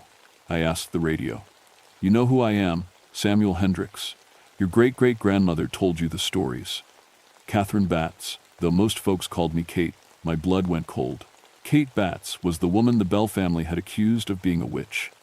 According to the stories, she'd cursed them from beyond the grave. "The Bell Witch?" I whispered. "Such an ugly name," the voice said. "But I suppose it serves its purpose." I tried to think rationally. Someone was playing an elaborate prank. They'd hidden speakers around the cemetery, set up some kind of cooling system, maybe used dry ice to create the fog that was now rising from the disturbed graves. Very clever, I said aloud. Good special effects, but you're still trespassing, and vandalism is a federal crime. The laughter came again, but this time not from the radio. It came from everywhere at once, the trees, the headstones, the ground itself. Samuel, look at the cemetery. I turned my flashlight back to the Bell family plot and nearly dropped it. Every headstone had been put back upright. The graves were filled in and neat. The trash was gone. The entire cemetery looked exactly like it had that morning before the vandalism. I checked my watch. 11:47 p.m. I'd been there for maybe 2 hours, and I hadn't taken my eyes off the place for more than a few minutes at a time. How did you? I started to ask. I protect what's mine, the voice said. And this place has been mine for a very long time. I walked slowly through the cemetery, checking each repaired headstone. The work was perfect. More than perfect, it was like the damage had never happened. Even the carved letters looked crisp and new. This is impossible, I said. Is it? Or are you just too stubborn to accept what you're seeing? I photographed everything, though I wasn't sure what the pictures would show. My camera's flash seemed dimmer than usual, and the shadows looked wrong.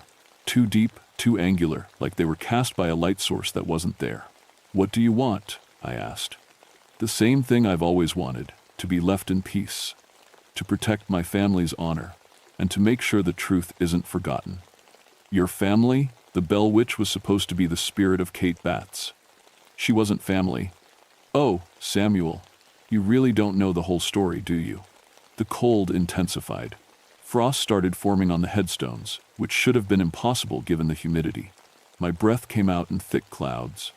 John Bell accused me of witchcraft because I wouldn't sell him my land, the voice continued. He spread lies about me until the whole community turned against me. When I died, he thought he'd won. But death isn't the end of justice, Samuel. Sometimes it's just the beginning. Something moved in my peripheral vision. I turned and saw a figure standing between two headstones, a woman in a long dress that looked like it belonged in the 1800s. She was there for just a second, then gone. Did you see her? The voice asked. See who? Don't lie to me, boy. You saw her plain as day. Kate Batts, standing right where they buried her.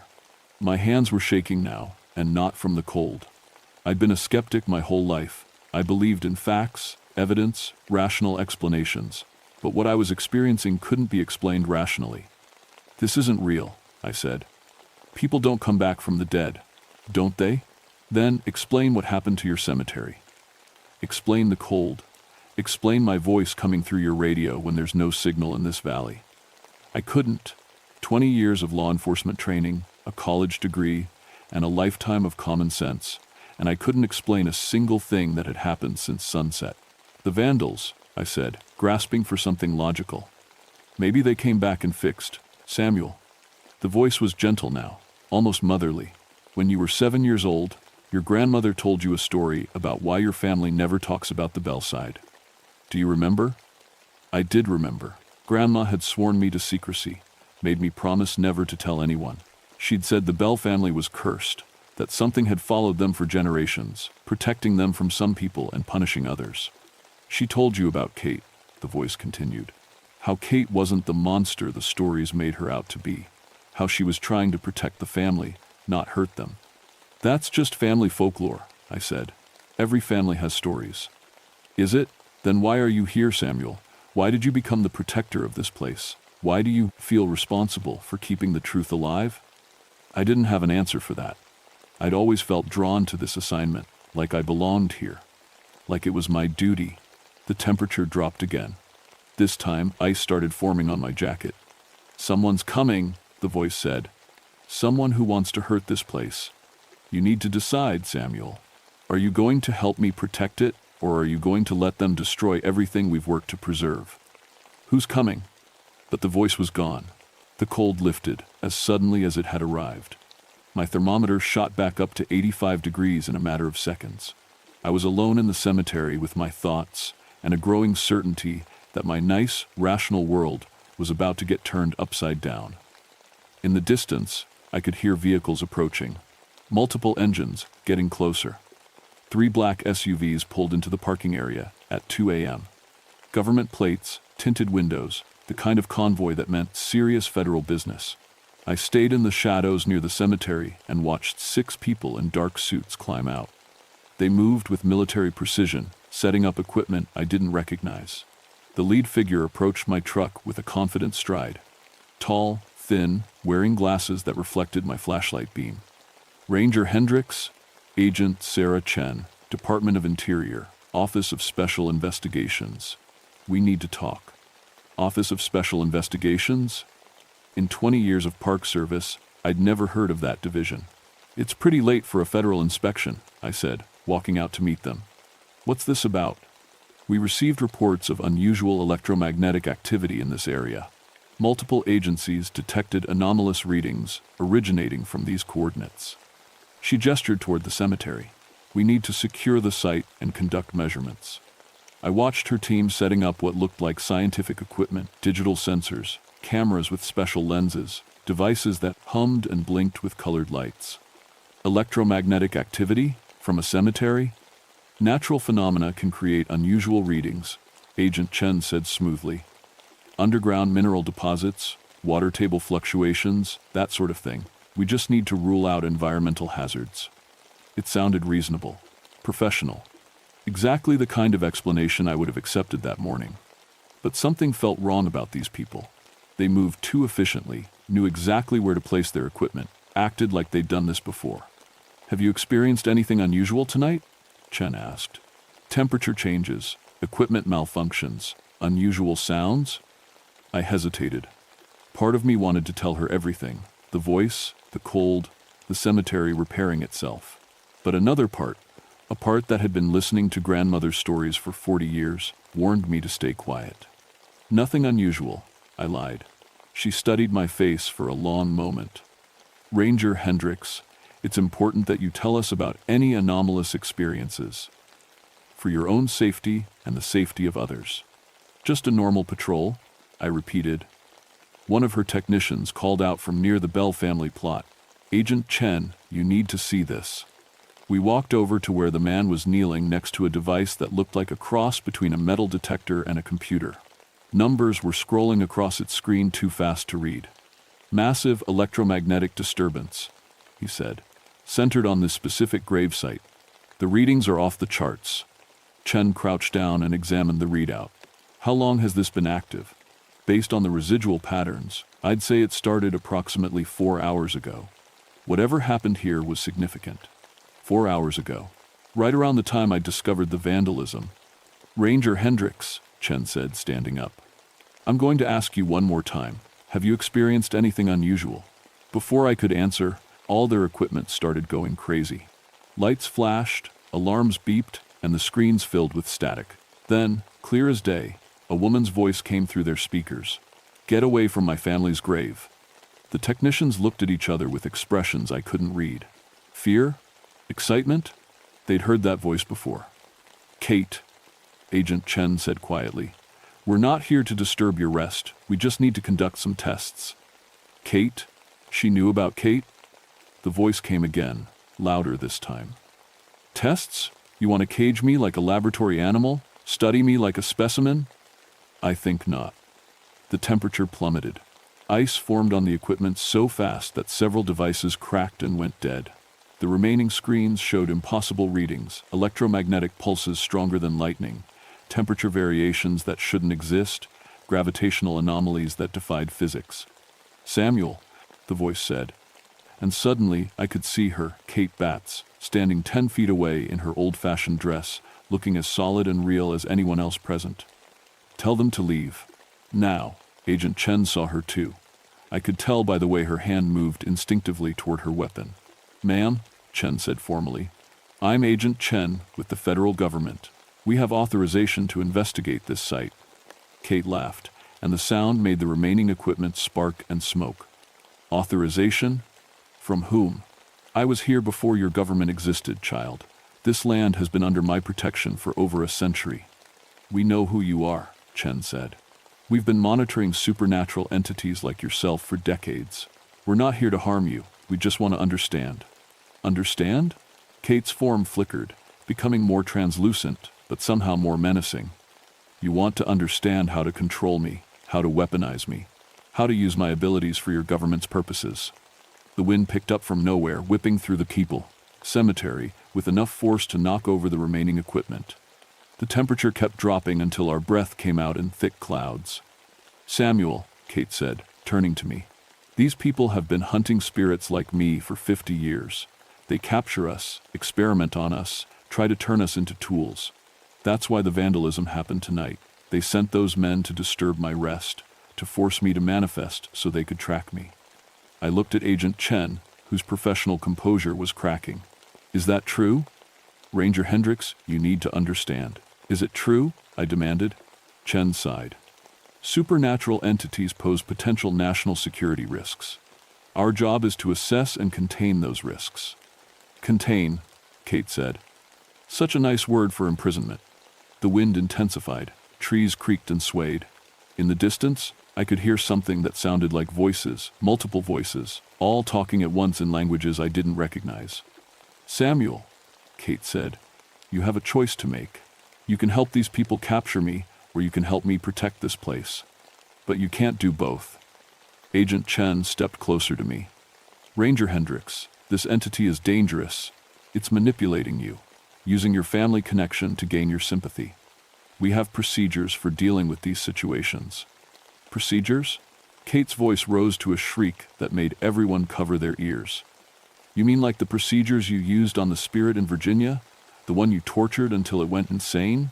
Or the procedures you used on the ghost ship in Massachusetts before you destroyed it completely?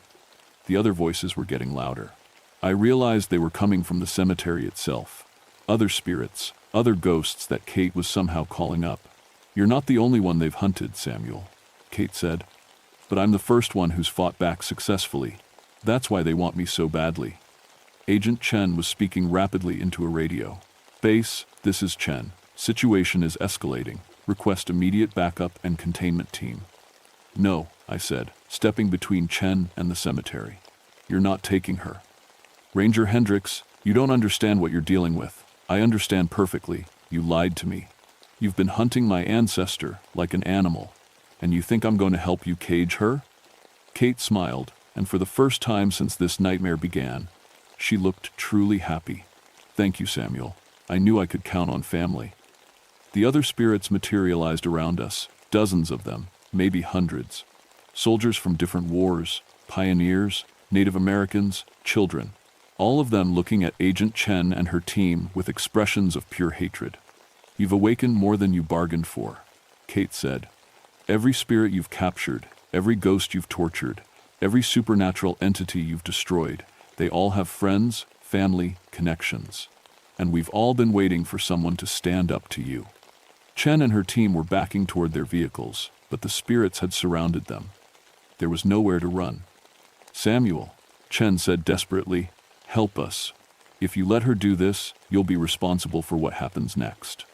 I looked at Kate, then at the federal agents, then at the growing crowd of supernatural entities filling the cemetery. What happens next is justice, I said. The spirits didn't attack the federal agents. They didn't need to. The temperature dropped so low that ice began forming on the SUV's windows. The remaining electronic equipment sparked and died. And from somewhere beneath the ground came a sound like distant thunder, deep, rhythmic, getting stronger. What is that? Agent Chen asked, her professional composure finally cracking completely. Kate smiled. That's the sound of 200 years of anger waking up. The ground began to tremble. Not an earthquake, something else. Something that felt purposeful, like the earth itself was taking sides. Samuel, Kate said, it's time you learned the whole truth. About your family, about me, about why this place is so important. The world around us shimmered, and suddenly I wasn't standing in a modern cemetery anymore. I was in a farmyard in 1820, watching a scene play out like a movie. John Bell stood arguing with a woman I recognized as Kate Batts. She was alive here, maybe 40 years old, dressed in simple frontier clothing. But her eyes were fierce, defiant. You'll sell me that land at a fair price, Kate, or I'll make sure no one in this community will do business with you. That land has been in my family for 3 generations, John Bell. I'm not selling it to you at any price. Then you'll regret it, mark my words. The scene shifted. Now I saw Kate alone in her cabin, sick and dying. But Bell's campaign against her had worked. No one would bring her food or medicine. No one would help her. The community had turned against her because of his lies about witchcraft. She died alone, Kate's voice said in my ear, abandoned by everyone she'd trusted, destroyed by one man's greed. But death doesn't end in justice, Samuel. Sometimes it's the only way to achieve it. The scene changed again. Now I saw the Bell family being tormented by an invisible force. Rocks thrown by unseen hands, voices speaking from empty air, physical attacks that left no trace of an attacker. I tried to make him confess, Kate said. Tried to make him tell the truth about what he'd done to me. But he was too proud, too stubborn. So I punished his whole family until he died of shame and fear. You terrorized innocent people, I said. Did I? Look closer. I watched more carefully this time. The supernatural attacks weren't random. The invisible force never hurt the women or children seriously. It focused its fury on John Bell himself, driving him to madness and eventually to death. The others were frightened but not harmed. I protected them the only way I knew how, Kate said, by removing the source of evil from their lives. The vision faded, and I was back in the modern cemetery. Agent Chen and her team were huddled near their vehicles while hundreds of spirits surrounded them. Your great-great-grandmother was John Bell's daughter, Kate continued. She knew the truth, that her father had murdered an innocent woman through lies and persecution. She tried to make amends by keeping my story alive, by teaching her children to respect this place. And now, I asked, now these people want to do to me what John Bell did. Cage me, control me, use me for their own purposes. They've been hunting supernatural entities for decades, Samuel. Capturing them, experimenting on them, turning them into weapons. Agent Chen had apparently decided diplomacy was worth trying again. The Office of Special Investigations protects America from supernatural threats, she called out. Entities like her have caused civilian casualties, property damage. Lies, Kate said, just like John Bell's lies. Samuel, ask her about Project Phantom. Ask her about the spirit they captured in Ohio and drove insane trying to turn it into an assassin. Ask her about the ghost ship they destroyed because it wouldn't cooperate with their experiments. I turned to Chen. Is she telling the truth? Chen hesitated. Our mandate is to protect American interests from supernatural threats. Sometimes that requires difficult decisions. That's not an answer. Some entities are hostile to human life. They need to be contained. And the ones that aren't hostile? What happens to them? Another hesitation. They're studied. We need to understand their capabilities. You torture them, Kate interrupted. You imprison them in laboratories and torment them until they either cooperate or go insane. Just like John Bell tortured me with isolation and lies. The thunder from underground was getting louder. Cracks appeared in the frozen ground around the cemetery. Samuel, Agent Chen said urgently, you need to stop this. If she continues to escalate, people will die. Is that what you want? I looked around at the supernatural army Kate had assembled. Spirits from every era of American history, all of them staring at the federal agents with expressions of barely contained rage. What do you want from me? I asked Kate. I want you to choose, she said. Stand with your family and help me protect this place from people who would exploit it, or stand with them and help them cage me like an animal. And if I choose you, then this place becomes truly protected. No more government experiments. No more ghost hunters trying to exploit my story. No more vandals disturbing my family's rest. Just peace and truth and justice. And if I choose them, Kate's expression hardened, then you're no descendant of mine. And I'll defend myself against you, just like I defended myself against John Bell. The spirits pressed closer to Agent Chen's team. Ice crystals formed in the air around them. The temperature was so low now that their weapons were probably frozen solid. Samuel, Chen said desperately, whatever she's promised you, it's a lie. Supernatural entities can't be trusted. They're not human anymore. They don't think like we do. Don't I? Kate asked. I protected my family for 200 years. I've kept this place safe from exploitation and commercialization. I've preserved the truth when everyone else wanted to turn it into entertainment. How is that inhuman? She was right. Everything she'd done had been to protect something she loved from people who wanted to exploit it. I choose family, I said. Kate smiled. Agent Chen looked stricken. You're making a mistake, Chen said. Maybe, but it's my mistake to make. Kate raised her hand, and the supernatural army began to advance on the federal agents. Wait, I said, don't hurt them, just make them leave. Kate paused. You're showing them mercy they wouldn't show me. Maybe that's what makes us different from them. She nodded slowly. Very well. They leave now, and they don't come back. Ever. The spirits parted, creating a path to the vehicles. Agent Chen and her team didn't waste time arguing. They loaded their equipment and drove away as fast as the icy roads would allow. When their taillights disappeared, the supernatural army began to fade. The temperature returned to normal.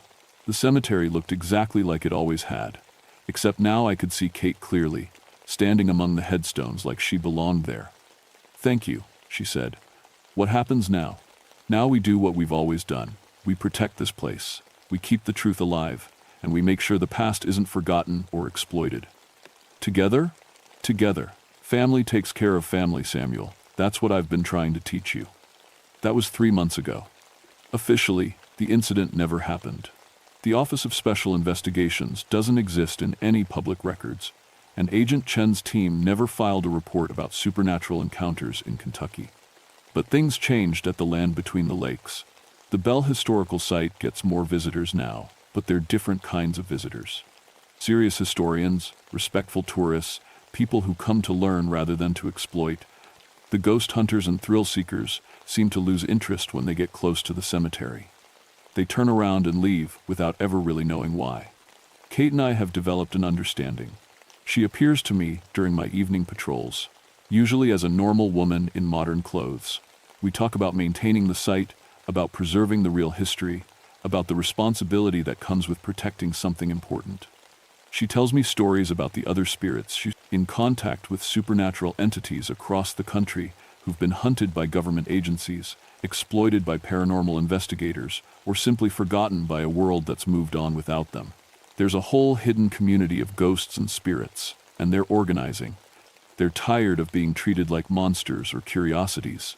The Bell Witch, it turns out, isn't just a local legend. She's become something like a supernatural civil rights leader. I've changed too. My reports are more detailed now, more protective of the site's integrity.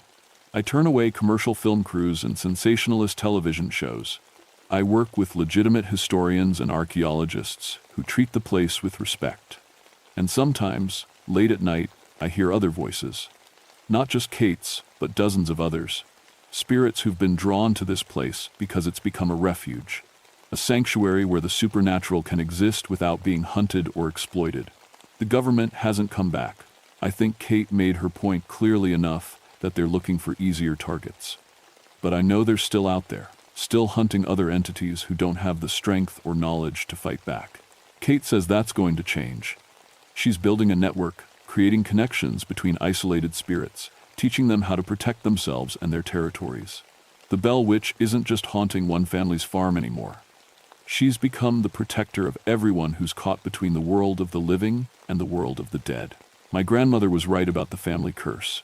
There is something that follows the Bell descendants. But it's not a curse, it's a responsibility.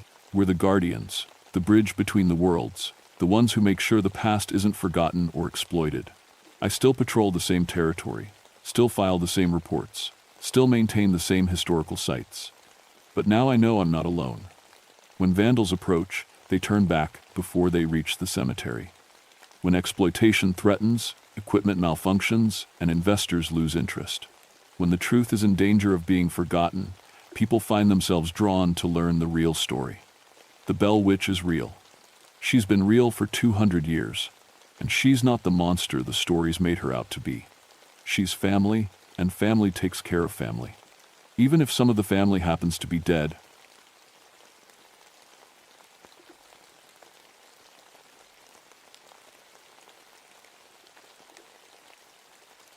My name is Aaron Blackburn, and I've been a park ranger for 12 years.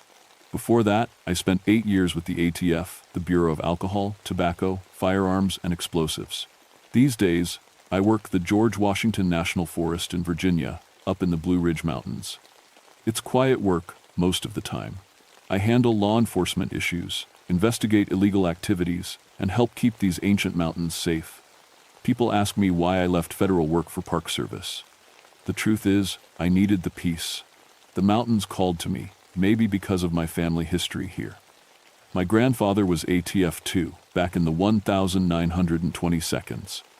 He died in these same mountains during a raid on moonshiners. I grew up hearing stories about him, about how he was a hero who died in the line of duty. October 1984 was one of those perfect autumn months in the Blue Ridge. The leaves burned red and gold, and the morning fog rolled through the hollows like smoke. I'd been getting reports of illegal distilling operations starting up again in the remote areas. Nothing new. Mountain people have been making moonshine here for generations. It's part of the culture, part of who they are. But this felt different.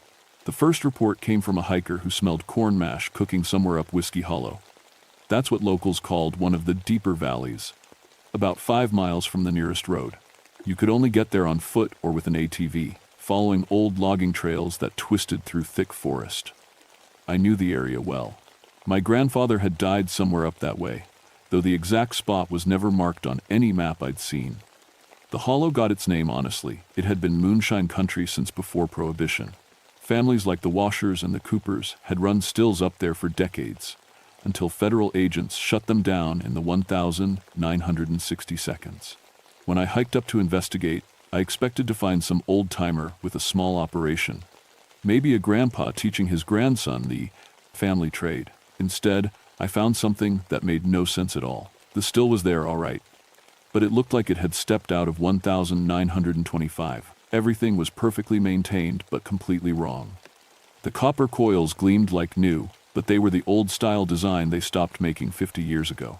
The wooden fermentation barrels looked ancient, but showed fresh use. The stone furnace was built exactly like the ones in old photographs from my grandfather's case files.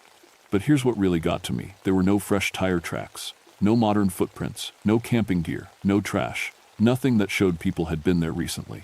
Yet the mash was warm, the fire was still smoldering, and I could smell fresh corn liquor in the air. I set up surveillance equipment and came back the next morning. The cameras showed nothing. Empty forest, morning fog, nothing more. But the audio picked up sounds of work metal clanking, wood chopping, men talking in low voices. I played it back 3 times, and each time I heard the same thing. Voices using old mountain slang I'd only read in historical reports.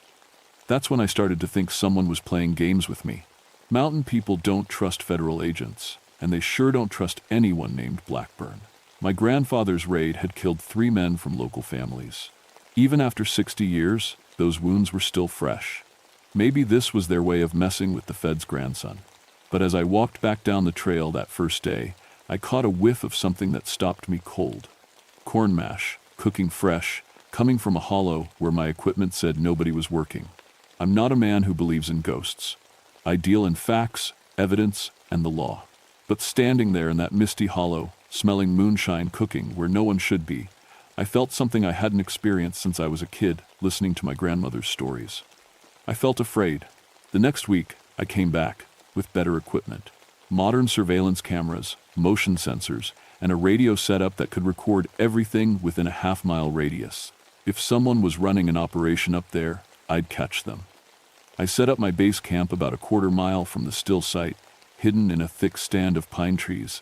From there, I could monitor everything without being seen. The plan was simple. Document the illegal operation, identify the operators, and make arrests. By sunset, my equipment was recording perfectly. I settled in for a long night of surveillance, drinking coffee from my thermos and watching the monitors. The forest was quiet except for normal night sounds: owls, raccoons, the wind in the trees. Around midnight, things started to change. First, I heard the sound of chopping wood. Steady, rhythmic, coming from the direction of the still. I checked my cameras, nothing visible. Just empty forest and the green glow of night vision. But the sound was clear on my audio equipment. Then I smelled smoke. Wood smoke, with that distinctive smell of a hardwood fire. the kind you'd use for heating a still. I grabbed my binoculars and moved closer, staying in the tree line. What I saw made me question my own eyes. There was a fire burning in the stone furnace, casting dancing shadows across the still. But I couldn't see who had lit it. The flames were real. I could feel the heat from 50 yards away. But the cameras still showed nothing. I radioed for backup, but got only static. My radio worked fine earlier, but now it was picking up voices speaking in that same old-fashioned mountain dialect. They were talking about the federal man's boy and keeping the operation running.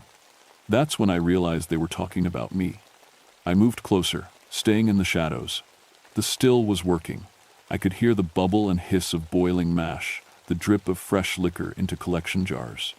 The whole operation was running at full capacity. But I couldn't see a single person. Then, in the corner of my vision, I caught movement. An old man in work clothes was standing by the still, checking the temperature. He wore suspenders and a felt hat, clothes that looked like they came from my grandfather's era. For just a second, he looked solid and real as anyone. Then he turned toward me, and I saw his face clearly in the firelight. Half of it was missing. A shotgun blast had taken away his left eye and cheek, leaving raw bone gleaming in the darkness. I stumbled backward, knocking over my own tripod. When I looked again, he was gone. The fire was out. The still was cold and silent. But in my headphones, I could hear him laughing. I packed up my equipment and hiked out that night, telling myself it was a hallucination. Stress, too much coffee, tricks of light and shadow. But I knew what I'd seen. And I knew that laugh. I'd heard it before, in old family stories. The next morning, I drove to the county library and pulled out historical records about moonshine operations in the area. What I found made my blood run cold. There had been a raid in Whiskey Hollow in October 1924. 3 moonshiners were killed. Ezra Cooper, his son Thomas, and their partner, James Washer. The ATF agent leading the raid was my grandfather, Samuel Blackburn. The photograph in the newspaper showed the aftermath. 3 bodies covered with sheets, a destroyed still, and my grandfather standing grimly in the background. One of the bodies was described as having severe facial trauma from defensive gunfire. Ezra Cooper, the man I'd seen by the still. According to the article, the moonshiners had been shot while trying to surrender. Local families claimed it was murder, that the federal agents had planted evidence and used excessive force. But the official report said the moonshiners had fired first. I stared at my grandfather's face in that old photograph. He looked sick, like a man who'd done something he couldn't live with. That afternoon, I called my grandmother, the only family member still alive who remembered those times. "Gran," I said, "tell me the truth about Grandpa's raid in Whiskey Hollow." There was a long silence on the phone. "Aaron," she finally said, "some stones are better left unturned. Your grandfather carried that burden until the day he died." "What burden?" "The burden of knowing what really happened up there, and knowing he couldn't fix it." She hung up before I could ask more questions. That night, I couldn't sleep. I kept thinking about the man with half a face, standing by a still that shouldn't exist, making moonshine with hands that should have been bones 60 years ago. And I kept hearing that laugh in my mind, echoing through the mountains like a promise of things to come. I should have reported what I'd seen and requested a transfer. Any reasonable person would have, but I couldn't let it go. Maybe it was family pride, or maybe I needed to prove I wasn't losing my mind. Either way, I went back. This time, I came prepared for anything. I brought camping gear, enough food for 3 days, and every piece of recording equipment I could get my hands on. If something supernatural was happening in Whiskey Hollow, I was going to document it. I set up camp in a different location, closer to the still but with better cover. For 2 days, nothing happened. Normal forest sounds, normal readings on all my equipment. I started to think I'd imagined the whole thing. Then, on the 3rd night, they came back. It started with the smell of cooking mash drifting through the trees. Then the sound of men working, chopping wood, hauling water, tending the fire. This time, I was ready. I had multiple cameras positioned around the still site, all recording. But what they captured defied everything I thought I knew about reality. The men appeared gradually, like morning fog taking shape. First, just shadows, moving in the firelight, then clear figures in old-fashioned clothes. There were 3 of them, an older man with a full beard, a younger man who looked like his son, and a 3rd man with a limp. Ezra Cooper, Thomas Cooper, and James Washer. The three moonshiners my grandfather had killed. They worked with the easy efficiency of men who'd done this job 1,000 times. The older man Ezra directed the operation, while his son hauled water from a nearby spring. The third man, James, tended the fire and checked the temperature. They were solid, real, casting shadows and moving objects. But my modern equipment couldn't see them. The cameras recorded empty forest while my eyes watched dead men making moonshine. I spent hours observing them, taking notes by hand since my cameras were useless. They followed a strict routine, working through the night and disappearing before dawn. Their conversation was casual, normal, discussing the quality of the corn, the purity of the spring water, family news from 60 years ago. Then Ezra looked directly at me. "Federal man's watching us again," he said to his companions, never taking his eyes off my hiding place. "Let him watch," Thomas replied. "He's got his grandfather's eyes. Maybe his grandfather's conscience too," James added hopefully. Ezra walked toward my position. I should have run, but I couldn't move. He stopped 10 feet away, and I could see the shotgun damage to his face clearly. Bone and sinew where skin should be, his left eye a dark socket. "You Samuel Blackburn's boy?" he asked. "His grandson," I managed to say. "Good. We've been waiting for you to come home." "I'm not home. I'm investigating an illegal distillation operation." Ezra laughed, that same laugh I'd heard on my recordings. "Son, we've been running this still for 60 years, waiting for a Blackburn to come back and set things right. Your grandfather knew the truth. Now it's your turn to learn it." He gestured toward the still, where Thomas and James continued working. "This here's our life's work, our family business. We never hurt nobody, never sold to children, never caused trouble in town. We just made good liquor for good people. You were breaking federal law." "Federal law?" Ezra spat on the ground. "Federal law said we couldn't make our family's livelihood.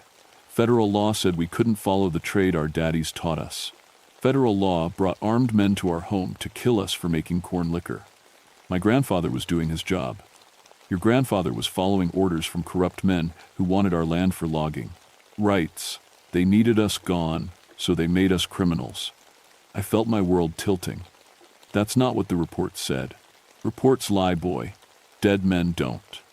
Ezra moved closer, and I could smell grave dirt and old whiskey on him. "Your grandfather knew it was a setup, knew we weren't dangerous. But he was young, following orders, trusting the system." "Then why did he shoot you?" "He didn't." The words hit me like a physical blow. "What?" "Samuel Blackburn never fired his weapon that night. It was the other agent's men who'd been paid by the logging company. Your grandfather tried to stop it, tried to arrest us peaceful-like. When the shooting started, he was the one who called for help. Tried to save us." Thomas looked up from the still. "Last thing I saw was your grandfather kneeling beside me, pressing his hands against my chest, trying to stop the bleeding, crying like a baby. He carried that guilt his whole life," James added. "Died knowing he couldn't tell the truth without destroying his career and his family." "But he could have spoken up," I protested. "He could have exposed the corruption." Ezra nodded sadly. "He tried. That's why he died young. Car accident on a mountain road. Same year he started asking questions about our case. The implication hung in the air like smoke from their fire." "So, what do you want from me?" I asked. "Same thing we wanted from him," Ezra said. "Justice, truth, a chance to rest peaceful." "How can I give you that? You're dead. The case is closed. Cases can be reopened. Truth can be told. A man's grandson can finish what his grandfather started." They were fading now, becoming translucent in the firelight. The still continued operating, but I could see through the men to the trees behind them. "Find the real evidence," Ezra called as he disappeared. "Your grandfather hid it, waiting for the right time. Find it and set us all free." Then they were gone. The fire went out, the still fell silent, but the smell of moonshine lingered in the air, and I knew my life had just changed forever. I didn't sleep for the rest of that night. When dawn came, I hiked out of the hollow with my mind racing. If the ghosts were telling the truth, and I was starting to believe they were, then my grandfather had hidden evidence of federal corruption somewhere. The question was where. I drove to my grandmother's house in Staunton, arriving before she'd finished her morning coffee. She took one look at my face and knew something had changed. "You saw them, didn't you?" she said quietly. You knew? Your grandfather told me everything before he died. Made me promise to keep it secret until someone in the family was ready to hear it. She led me to her attic and opened an old trunk I'd seen 100 times but never been allowed to explore. Inside were my grandfather's personal effects from his ATF years badges, photographs, and a locked metal box. He said if anyone came asking the right questions, I should give them this. The box was heavy, filled with documents, photographs, and what looked like audio recordings on old wire spools. My grandmother had no way to play them, but I recognized the format from my federal training. There's something else, she said, pulling. About a letter addressed to my grandson, if he proves worthy. My hands shook as I opened it. Aaron, ***. If you're reading this, then you've met the Cooper family and James Washer. I've carried their deaths on my conscience for 40 years, and I pray you're the one who can give them peace. ***. The raid on Whiskey Hollow was ordered by Deputy Director Morrison, who was taking bribes from Consolidated Lumber Company. They wanted the Cooper land for logging rights, but the family wouldn't sell. Making them federal criminals was easier than legal purchase. ***. I was ordered to arrest them, but Morrison's men had orders to shoot. When I realized what was happening, I tried to stop it. The evidence in this box proves the conspiracy recorded conversations, financial records, Morrison's written orders. ***. I tried to expose it in 1925, but Morrison threatened our family. He promised your grandmother would have an accident if I spoke up. I chose to protect the living over justice for the dead. ***. I was wrong. ***. The recording device in this box contains Morrison's confession, recorded without his knowledge. Use it to clear the Cooper name and expose the truth. Give those good men the peace they deserve. ***. Your loving grandfather, Samuel Blackburn Times. I spent the next 3 hours going through the evidence. It was all their financial records showing payments from the lumber company to federal agents, correspondence between Morrison and Consolidated Lumber, and most damning of all, a wire recording of Morrison admitting the whole scheme. But as I prepared to contact federal authorities, my phone rang. Aaron Blackburn? The voice was official, clipped. Yes. This is Deputy Director Harrison, ATF. We understand you've been investigating unauthorized activities in the George Washington National Forest. Yes, sir. Illegal distillation. We're taking over the case. You're to cease all investigation immediately and turn over any evidence you've collected. Sir, I don't think you understand what I've found. Mr. Blackburn, this is not a request. Report to the regional office tomorrow morning with all materials. This case is now classified. The line went dead. That night, I returned to Whiskey Hollow with my grandfather's evidence box. I had to warn the spirits, had to tell them what was happening.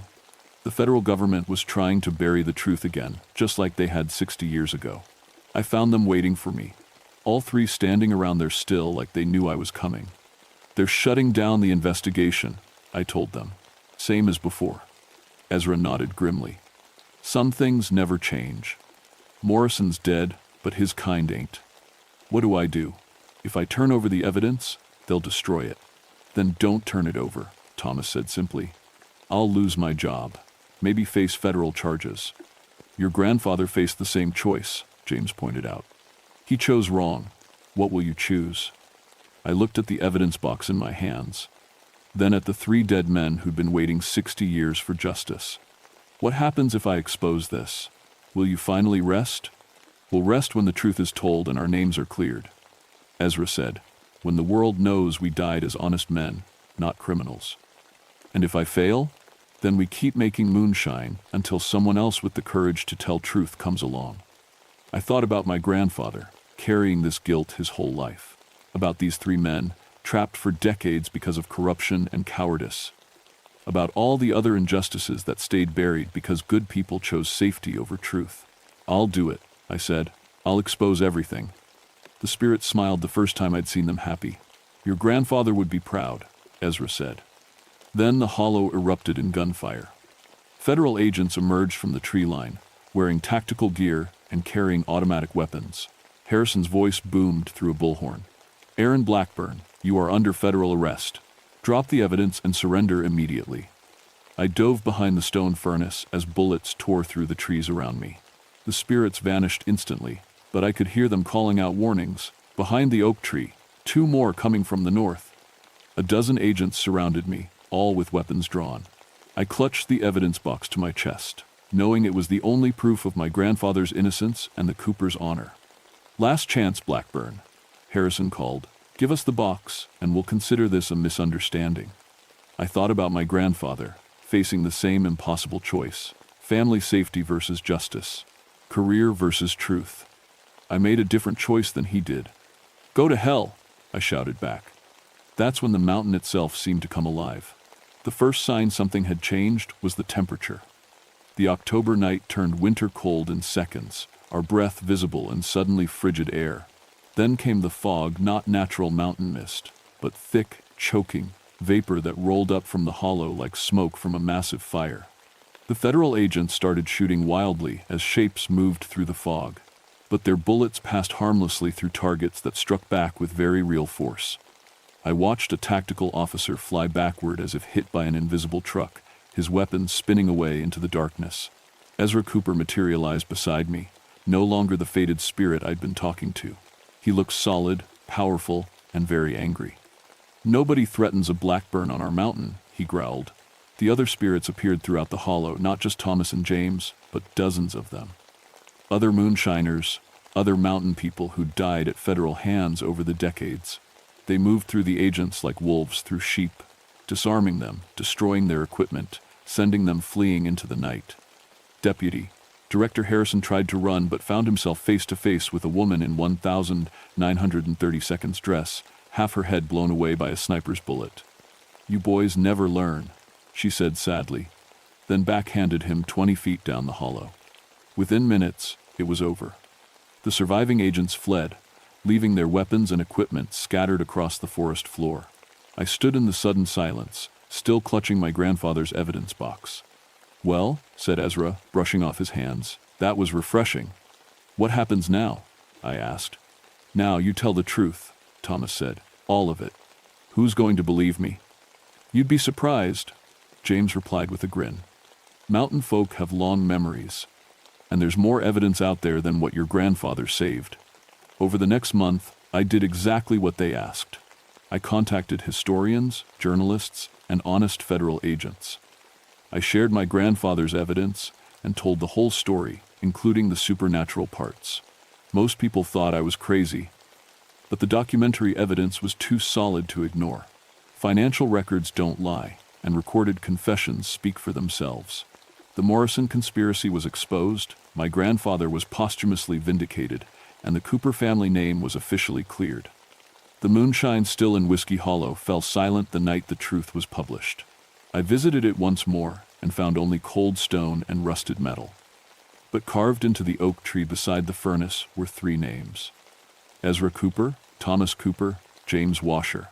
Below them, in fresh carving, was a 4th name: Samuel Blackburn. And at the bottom, in my grandfather's handwriting, were the words, "Truth Teller." I kept my job with the Park Service, though I was quietly transferred to a different forest. The federal agents who'd tried to silence me faced their own investigations. Harrison was indicted for conspiracy and destruction of evidence. But the most important change was personal. I'd learned that some things are worth more than career safety, things like truth, justice, and family honor. My grandfather had tried to teach me that lesson from beyond the grave, using 3 stubborn mountain spirits who refused to let injustice rest.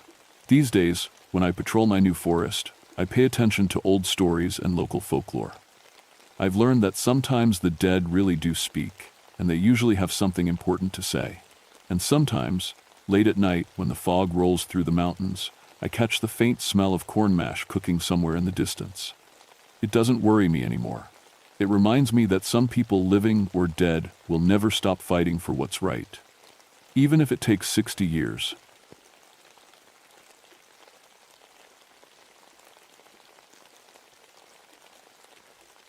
My name is Ezra Mullins, and I've been a park ranger for 16 years. I work in the Daniel Boone National Forest in Kentucky, specifically the Red River Gorge section. Most folks know me for cave rescue work, I've pulled 47 people out of underground situations they had no business getting into. I grew up in these mountains. My great-grandmother used to tell stories about something she called the hollow folk, people who lived in places that weren't quite here and weren't quite there. She'd warn me to stay away from certain caves, especially the ones that felt too warm or too cold. I figured they were just old mountain tales meant to keep kids from wandering into dangerous places. 3 years ago, my wife Sarah died in a car accident on Highway 27. Our son Jake went to live with my parents while I tried to put the pieces back together. Work became everything to me. Cave rescue gave me purpose. Bringing people home safely when I couldn't bring Sarah home. It was October 1983. One of those weird, warm spells we sometimes get before winter hits hard. 3 college kids from the University of Kentucky had gone missing in a restricted area near Chimney Top Rock. Geology students, the report said. They were supposed to be mapping a new cave system for some research project. Their names were Jennifer Walsh, Mark Stevens, and David Park. All seniors, all experienced cavers. They'd filed a proper route plan and carried emergency beacons. Everything by the book. That's what worried me. Experienced people don't just vanish when they follow protocol. My partner, Cole Davidson, and I got the call on a Tuesday morning. Cole was younger than me, only been on the job 3 years, but he was good underground. Steady hands, didn't panic. We'd worked together on plenty of rescues.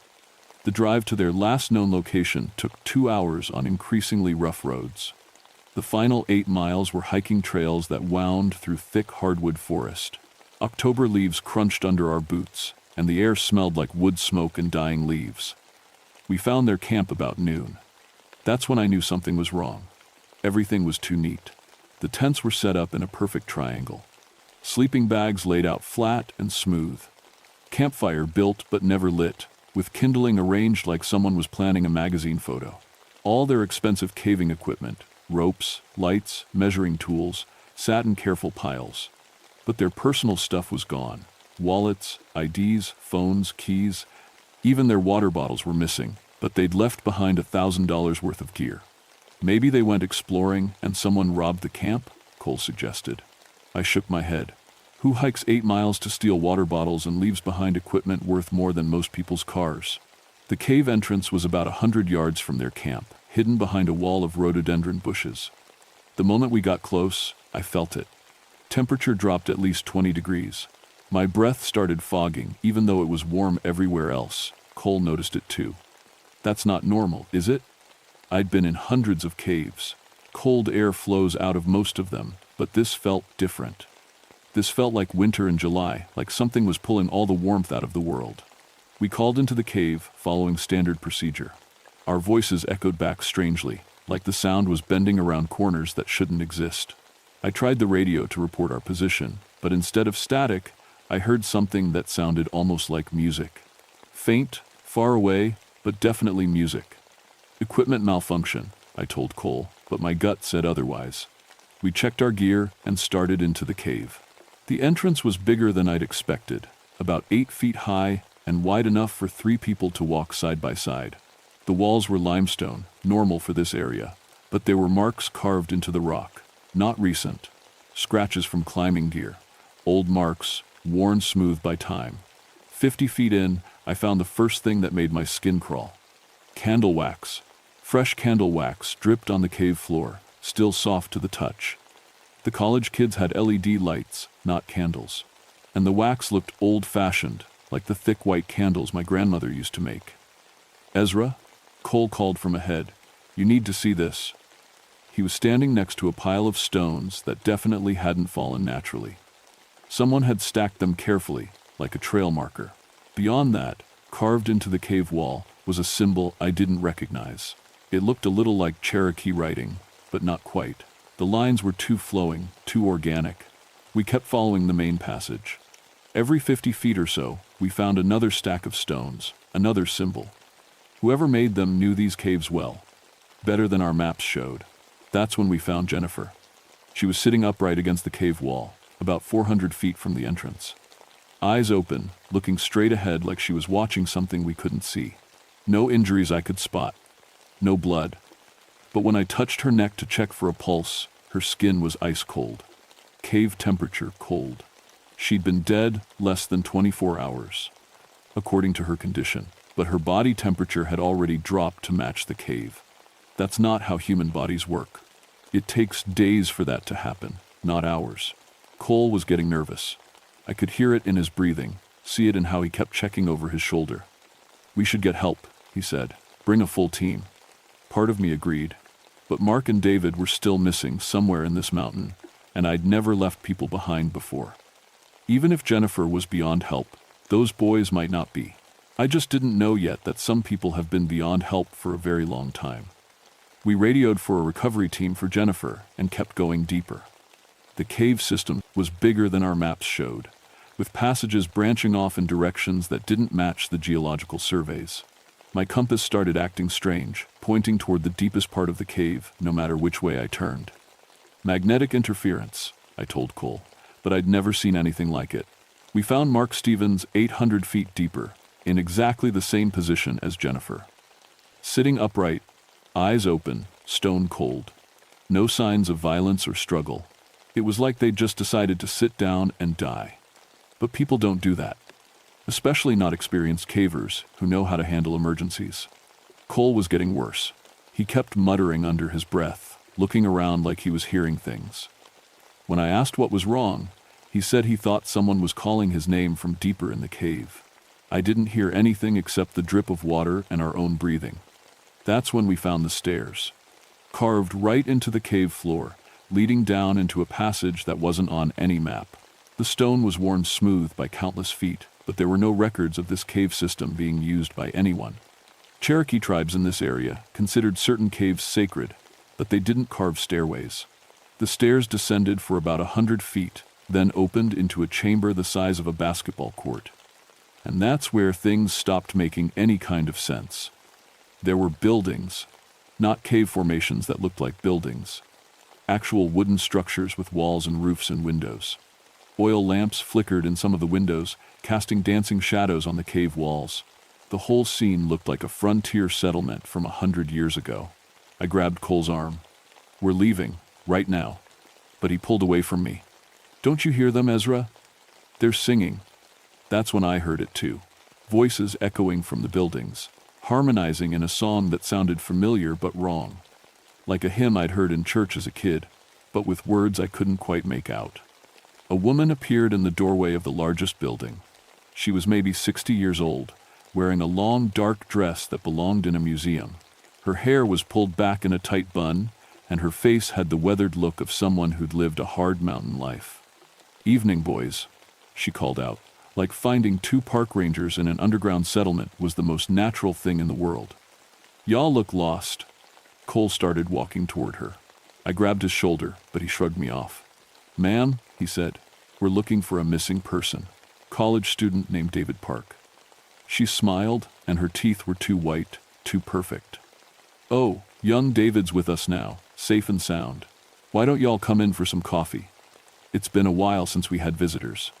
Every instinct I had was screaming to run. But Cole was already halfway to the building, and David might be inside. I couldn't leave either of them. The woman introduced herself as Granny Whitlock. She led us into what looked like a general store, complete with wooden shelves lined with old-fashioned goods. Jars of preserves, bolts of cloth, tools that looked hand-forged. Everything was too clean, too perfect, like a museum display. Other people started emerging from the shadows, men in work clothes that looked like they belonged in the 1800s. Women in long dresses, children who stared at us with curious eyes but never spoke. All of them had that same too-white smile. "Sit, sit," Granny Whitlock said, gesturing to chairs around a pot-bellied stove. "Tell me about yourselves. I knew your great-grandmother, Ezra Mullins, Sarah Thacker, before she married. Sweet girl, she used to visit us when she was young." My blood went cold. My great-grandmother had been dead for 20 years, and her maiden name was Sarah Thacker, but I'd never told this woman my last name. "How do you know that?" I asked. "Oh, honey, we know lots of things down here. Time moves different in the hollow. Sarah used to bring us news from the outside world, back when we still cared about such things." Cole was sitting by the stove, completely relaxed, like this was all perfectly normal. "Where's David?" he asked. "David's resting," she said. Poor boy was so tired when he found us. Been walking in circles for days, trying to map passages that don't want to be mapped. We gave him a place to sleep. I need to see him, I said. Of course you do. But first, let me tell you about our little community. Her eyes had a strange shine to them, like candlelight reflecting off water. We've been here since 1893. Mining accidents sealed us in, but we learned to make do. Learned to make the mountain provide for us. She gestured around the store.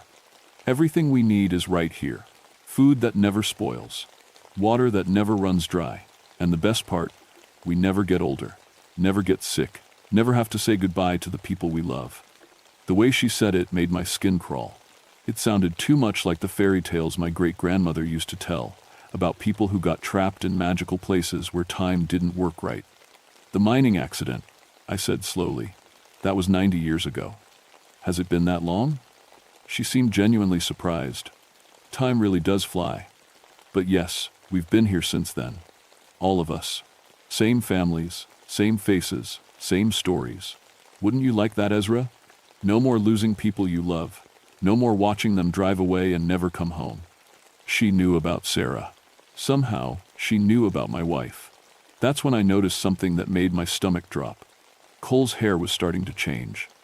Just at the temples, but it was definitely getting gray. And there were lines around his eyes that hadn't been there an hour ago. Cole, I said quietly, we need to go. But he was staring into the fire with a dreamy expression. They're offering us a home, Ezra. A place where nothing bad ever happens. Nothing bad except dying, I said. Granny Whitlock laughed, a sound like wind chimes in a gentle breeze. Oh, honey, nobody dies here. We just change. Become part of the mountain. Part of the hollow. Your friend David understands now. He's learning our ways. Show me, David. Right now. Her smile never wavered. If you insist. But I should warn you, he's not quite the same boy who wandered into our little community. The mountain changes people, usually for the better. She led us to a smaller building behind the store. Inside, David Park was sitting at a table, writing in a notebook. He looked up when we entered, and I saw immediately what she meant about change. His eyes were different, still brown, but with flecks of silver that seemed to move in the lamplight. His skin had a waxy quality, like old candles.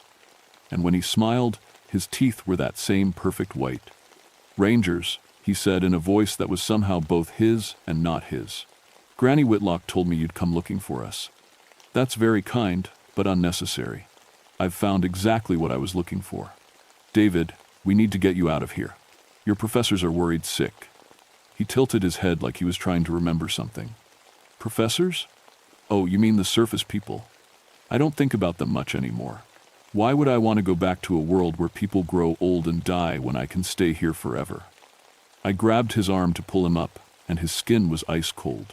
Not just cool, actually cold, like touching a stone in winter. The boy's made his choice, Granny Whitlock said gently. Just like your partner is making his. I turned around, and Cole was gone. I ran back to the main building, shouting Cole's name. The settlement people watched me with mild interest, like I was entertainment they'd seen many times before. None of them seemed surprised that my partner had vanished. I found him in what looked like a blacksmith shop, talking to a man who was working at a forge that somehow burned without any visible fuel.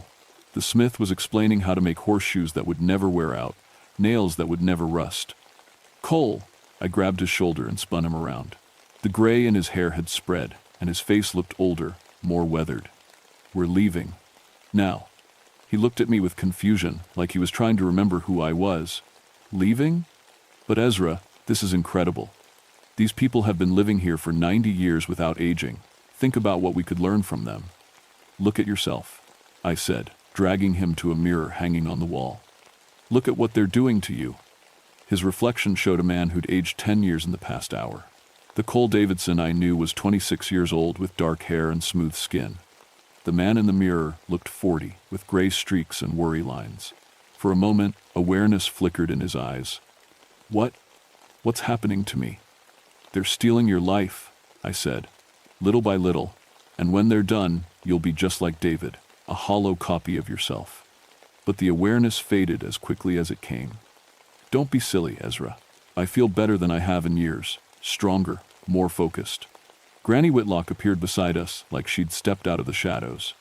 Your friend is adapting beautifully. Some people take to the hollow faster than others. It usually means they were already looking for something our world provides. What do you want? I demanded. Want? Nothing you're not willing to give. But Ezra, honey, you've been carrying such a heavy load. All that guilt about your wife, all that anger at yourself for not being there when she needed you. Wouldn't it be nice to put that down?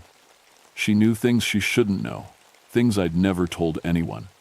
We offer peace, she continued. An end to loss, to pain, to the fear of losing people you love. Your great-grandmother understood that. She used to visit us regularly, especially after your great-grandfather died. You're lying. She never mentioned this place. She never mentioned it to you, Granny Whitlock corrected. But she told your grandmother. And your grandmother told your mother. The women in your family have always known about us. We've been waiting for you to find your way here. The smith handed Cole a horseshoe that gleamed like silver. Feel how perfect that is, he said. No flaws, no weak points. It will last forever, just like everything else we make here. Cole held it reverently, like it was made of gold instead of iron. I was losing him. Whatever these people were doing, it was working. Cole was becoming like them, and David was already gone. I had to think, had to remember something from my great-grandmother's stories that might help. Iron. She'd always said iron was protection against things that weren't quite natural. And running water. Spirits couldn't cross running water. I still had my multi-tool in my belt, steel and iron. I pulled it out and grabbed Cole's hand, pressing the cold metal against his palm. He yelped and jerked away, suddenly looking more like himself. That burns. Good, I said. It means you're still human. Granny Whitlock's expression hardened. Now that's just rude, Ezra. We're offering hospitality, and you're trying to hurt your friend. You're not offering anything, you're taking. Taking their lives, their memories, their futures. We're saving them from disappointment and heartbreak, from growing old and dying alone. Her voice was getting sharper, less grandmotherly. Your wife died because the surface world is cruel and random. Here, she would have lived forever. The mention of Sarah hit like a physical blow. Don't you dare talk about my wife. Sarah Mullins, born Sarah Collins, died on Highway 27 when a drunk driver ran a red light. Granny Whitlock's eyes were glowing now, actually glowing, like coals. She was coming home from buying groceries for your son's birthday party. Chocolate cake mix and vanilla ice cream. She never got to see him blow out his candles. I could barely breathe. The details were too specific, too personal. And worse, they were all true. But if you stay with us, she continued, you could see her again. We have ways of bringing people back, of reuniting families. All you have to do is let go of the surface world and embrace the hollow. For a moment, I almost believed her. The promise of seeing Sarah again, of undoing the worst day of my life, was so tempting it physically hurt to resist. But I remembered something else my great-grandmother used to say. The dead should stay dead, Ezra. When you try to bring them back, you get something that looks like them but isn't them, and it's hungry for what it used to be. You can't bring back the dead, I said. You can only make copies, hollow copies. Her face twisted with rage. You ungrateful little boy. We offer you paradise, and you throw it back in our faces. The temperature in the settlement dropped even further. Ice started forming on the windows. The oil lamps flickered and dimmed. Cole, I said urgently, we have to go, right now. But Cole was backing away from me, toward the other settlement people. I'm not leaving, Ezra. This is where I belong. That's when I heard the sound that made my blood freeze. Singing. But not the gentle hymns from before. This was different. Older. Angrier. The voices were coming from everywhere at once, echoing off the cave walls with a sound like breaking glass. And in the harmony, I heard Sarah's voice. The singing got louder, and I realized the voices weren't just coming from the settlement people. They were coming from the caves themselves, from passages I couldn't see, from spaces that shouldn't exist. And Sarah's voice was clearest of all. She appeared at the edge of the settlement, walking, out of the shadows like she'd been there all along. She looked exactly like she had the day she died. Blonde hair, blue eyes, that soft smile I'd fallen in love with. But her skin had the same waxy quality as David's, and her eyes held that silver gleam. "Hello, Ezra," she said, and her voice was honey and broken glass. "I've been waiting for you." I knew it wasn't really her, couldn't be her, but seeing her face, hearing her voice, made every rational thought evaporate. I took a step toward her before catching myself. "You're not Sarah." "I'm exactly who you want me to be," she said. "I remember everything, our first date at the drive-in, our wedding day, the night Jake was born. I remember loving you, and I remember dying wishing I could stay." Granny Whitlock smiled with satisfaction. "The mountain remembers everything, Ezra.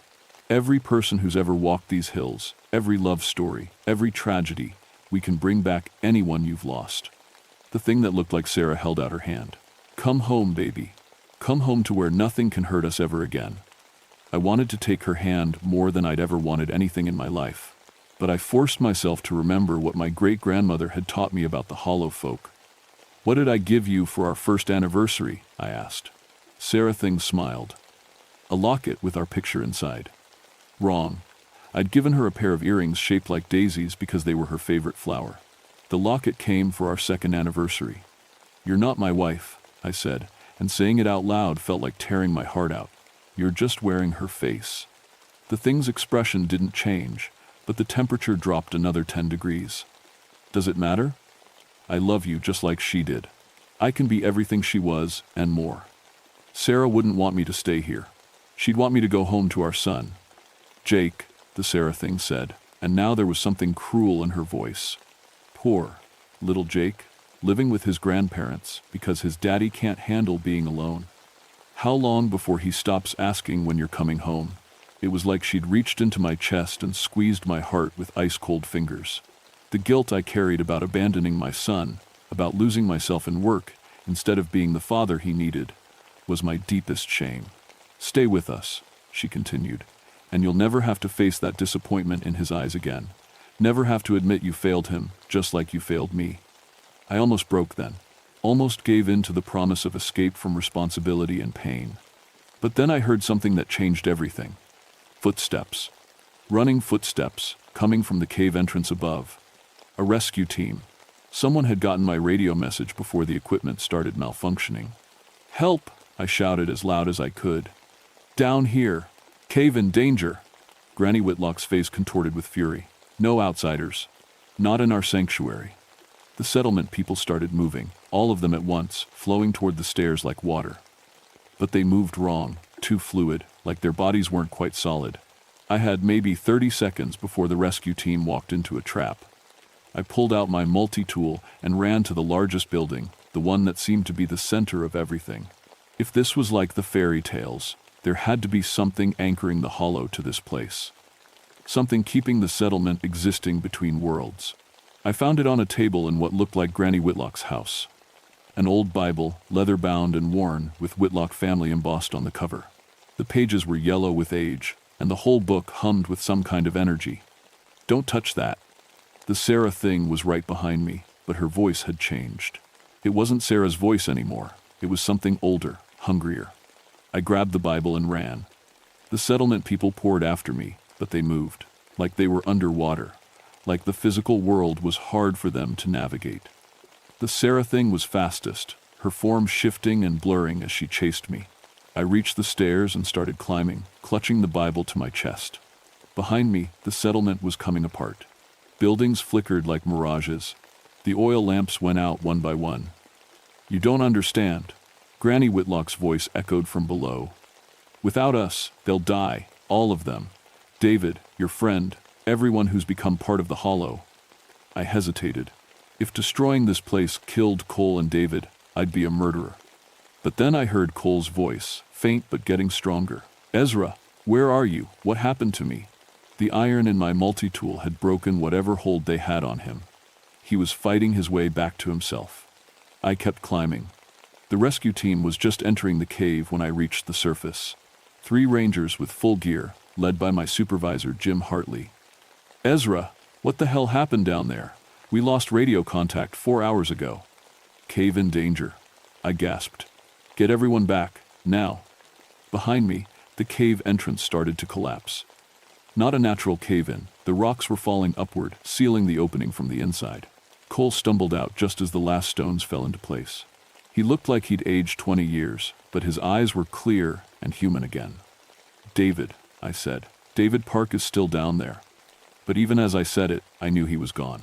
The hollow folk had claimed him completely, made him one of them. When their anchor to our world broke, he'd gone back with them to whatever place they really came from. The Bible in my hands crumbled to dust. The official report said David Park died in a cave-in caused by unstable limestone formations. Jennifer Walsh and Mark Stevens were listed as victims of hypothermia after getting lost in an unmapped cave system. The area was declared geologically unstable and permanently closed to the public. Cole was given medical leave for what the doctors called severe stress-induced aging. They said it was impossible but couldn't explain why a 26-year-old man suddenly looked 50. He took early retirement 6 months later and moved to Florida. We don't talk much, but he sends Christmas cards. I transferred to surface operations. Couldn't handle being underground anymore. Every cave I entered, I heard singing in the walls. The hardest part was facing David Park's parents. I told them their son died trying to help his friends, which was true enough. I just didn't mention that he chose to stay dead. But the story didn't end when the cave collapsed. 3 weeks later, I got a call from my mother. She was worried about Jake, my son. He'd been having dreams, she said. Dreams about his mother calling to him from deep underground, promising him a place where families never got separated. I drove to my parents' house that same day and found Jake sitting in the backyard, staring at the tree line behind their property. He was 8 years old, but there was something in his eyes that looked ancient. "Dad," he said without looking at me, "Mom wants you to come home." I knelt beside him, my blood running cold. "Jake, your mom is gone. You know that." "She's not gone," he said with the certainty only children possess. "She's waiting, in the hollow places where the mountain keeps things safe." I spent the next hour explaining to my son why he couldn't trust the voices in his dreams, why he had to promise never to go looking for caves or hidden places in the mountains. He listened solemnly and promised, but I could see in his eyes that part of him was already planning to break that promise when he got older. "The women in my family have always known about the hollow folk," Granny Whitlock had said. Maybe the men in my family were susceptible too. I started researching our family history, going back through old records and death certificates. What I found made me sick. My great-grandfather hadn't died in a mining accident like I'd been told. He'd disappeared in a cave system in 1962. My grandfather's brother vanished while hunting in 1978. 3 male cousins over the past 50 years all disappeared in circumstances involving caves or deep woods. And all of them left behind wives who claimed they'd been called home to the mountain. I think the hollow folk have been watching my family for generations, waiting for the right moment to add us to their collection. They got David Park, and they almost got Cole and me. Now they're calling to my son. I moved Jake and myself to Colorado, as far from Kentucky mountains as I could manage. But distance doesn't seem to matter much. He still has the dreams. Still talks about his mother singing lullabies from deep underground. Sometimes, late at night, I hear her too. The thing that wears Sarah's face isn't done with me. None of them are. The hollow folk are patient. They have all the time in the world to wait for us to come to them. Or for us to bring our children. I'm writing this down because I need people to know the truth. If you're ever exploring caves in Appalachian mountains and you find buildings or settlements that aren't on any map, don't accept their hospitality. Don't listen when they offer you everything you've ever wanted. And whatever you do, don't trust the voices that sound like people you've lost. The dead should stay dead. When they come back, they're always hungry for what they used to be. And they're always looking for more people to join them in the hollow places where time doesn't work right and families never have to say goodbye. Even if it means those families aren't quite human anymore.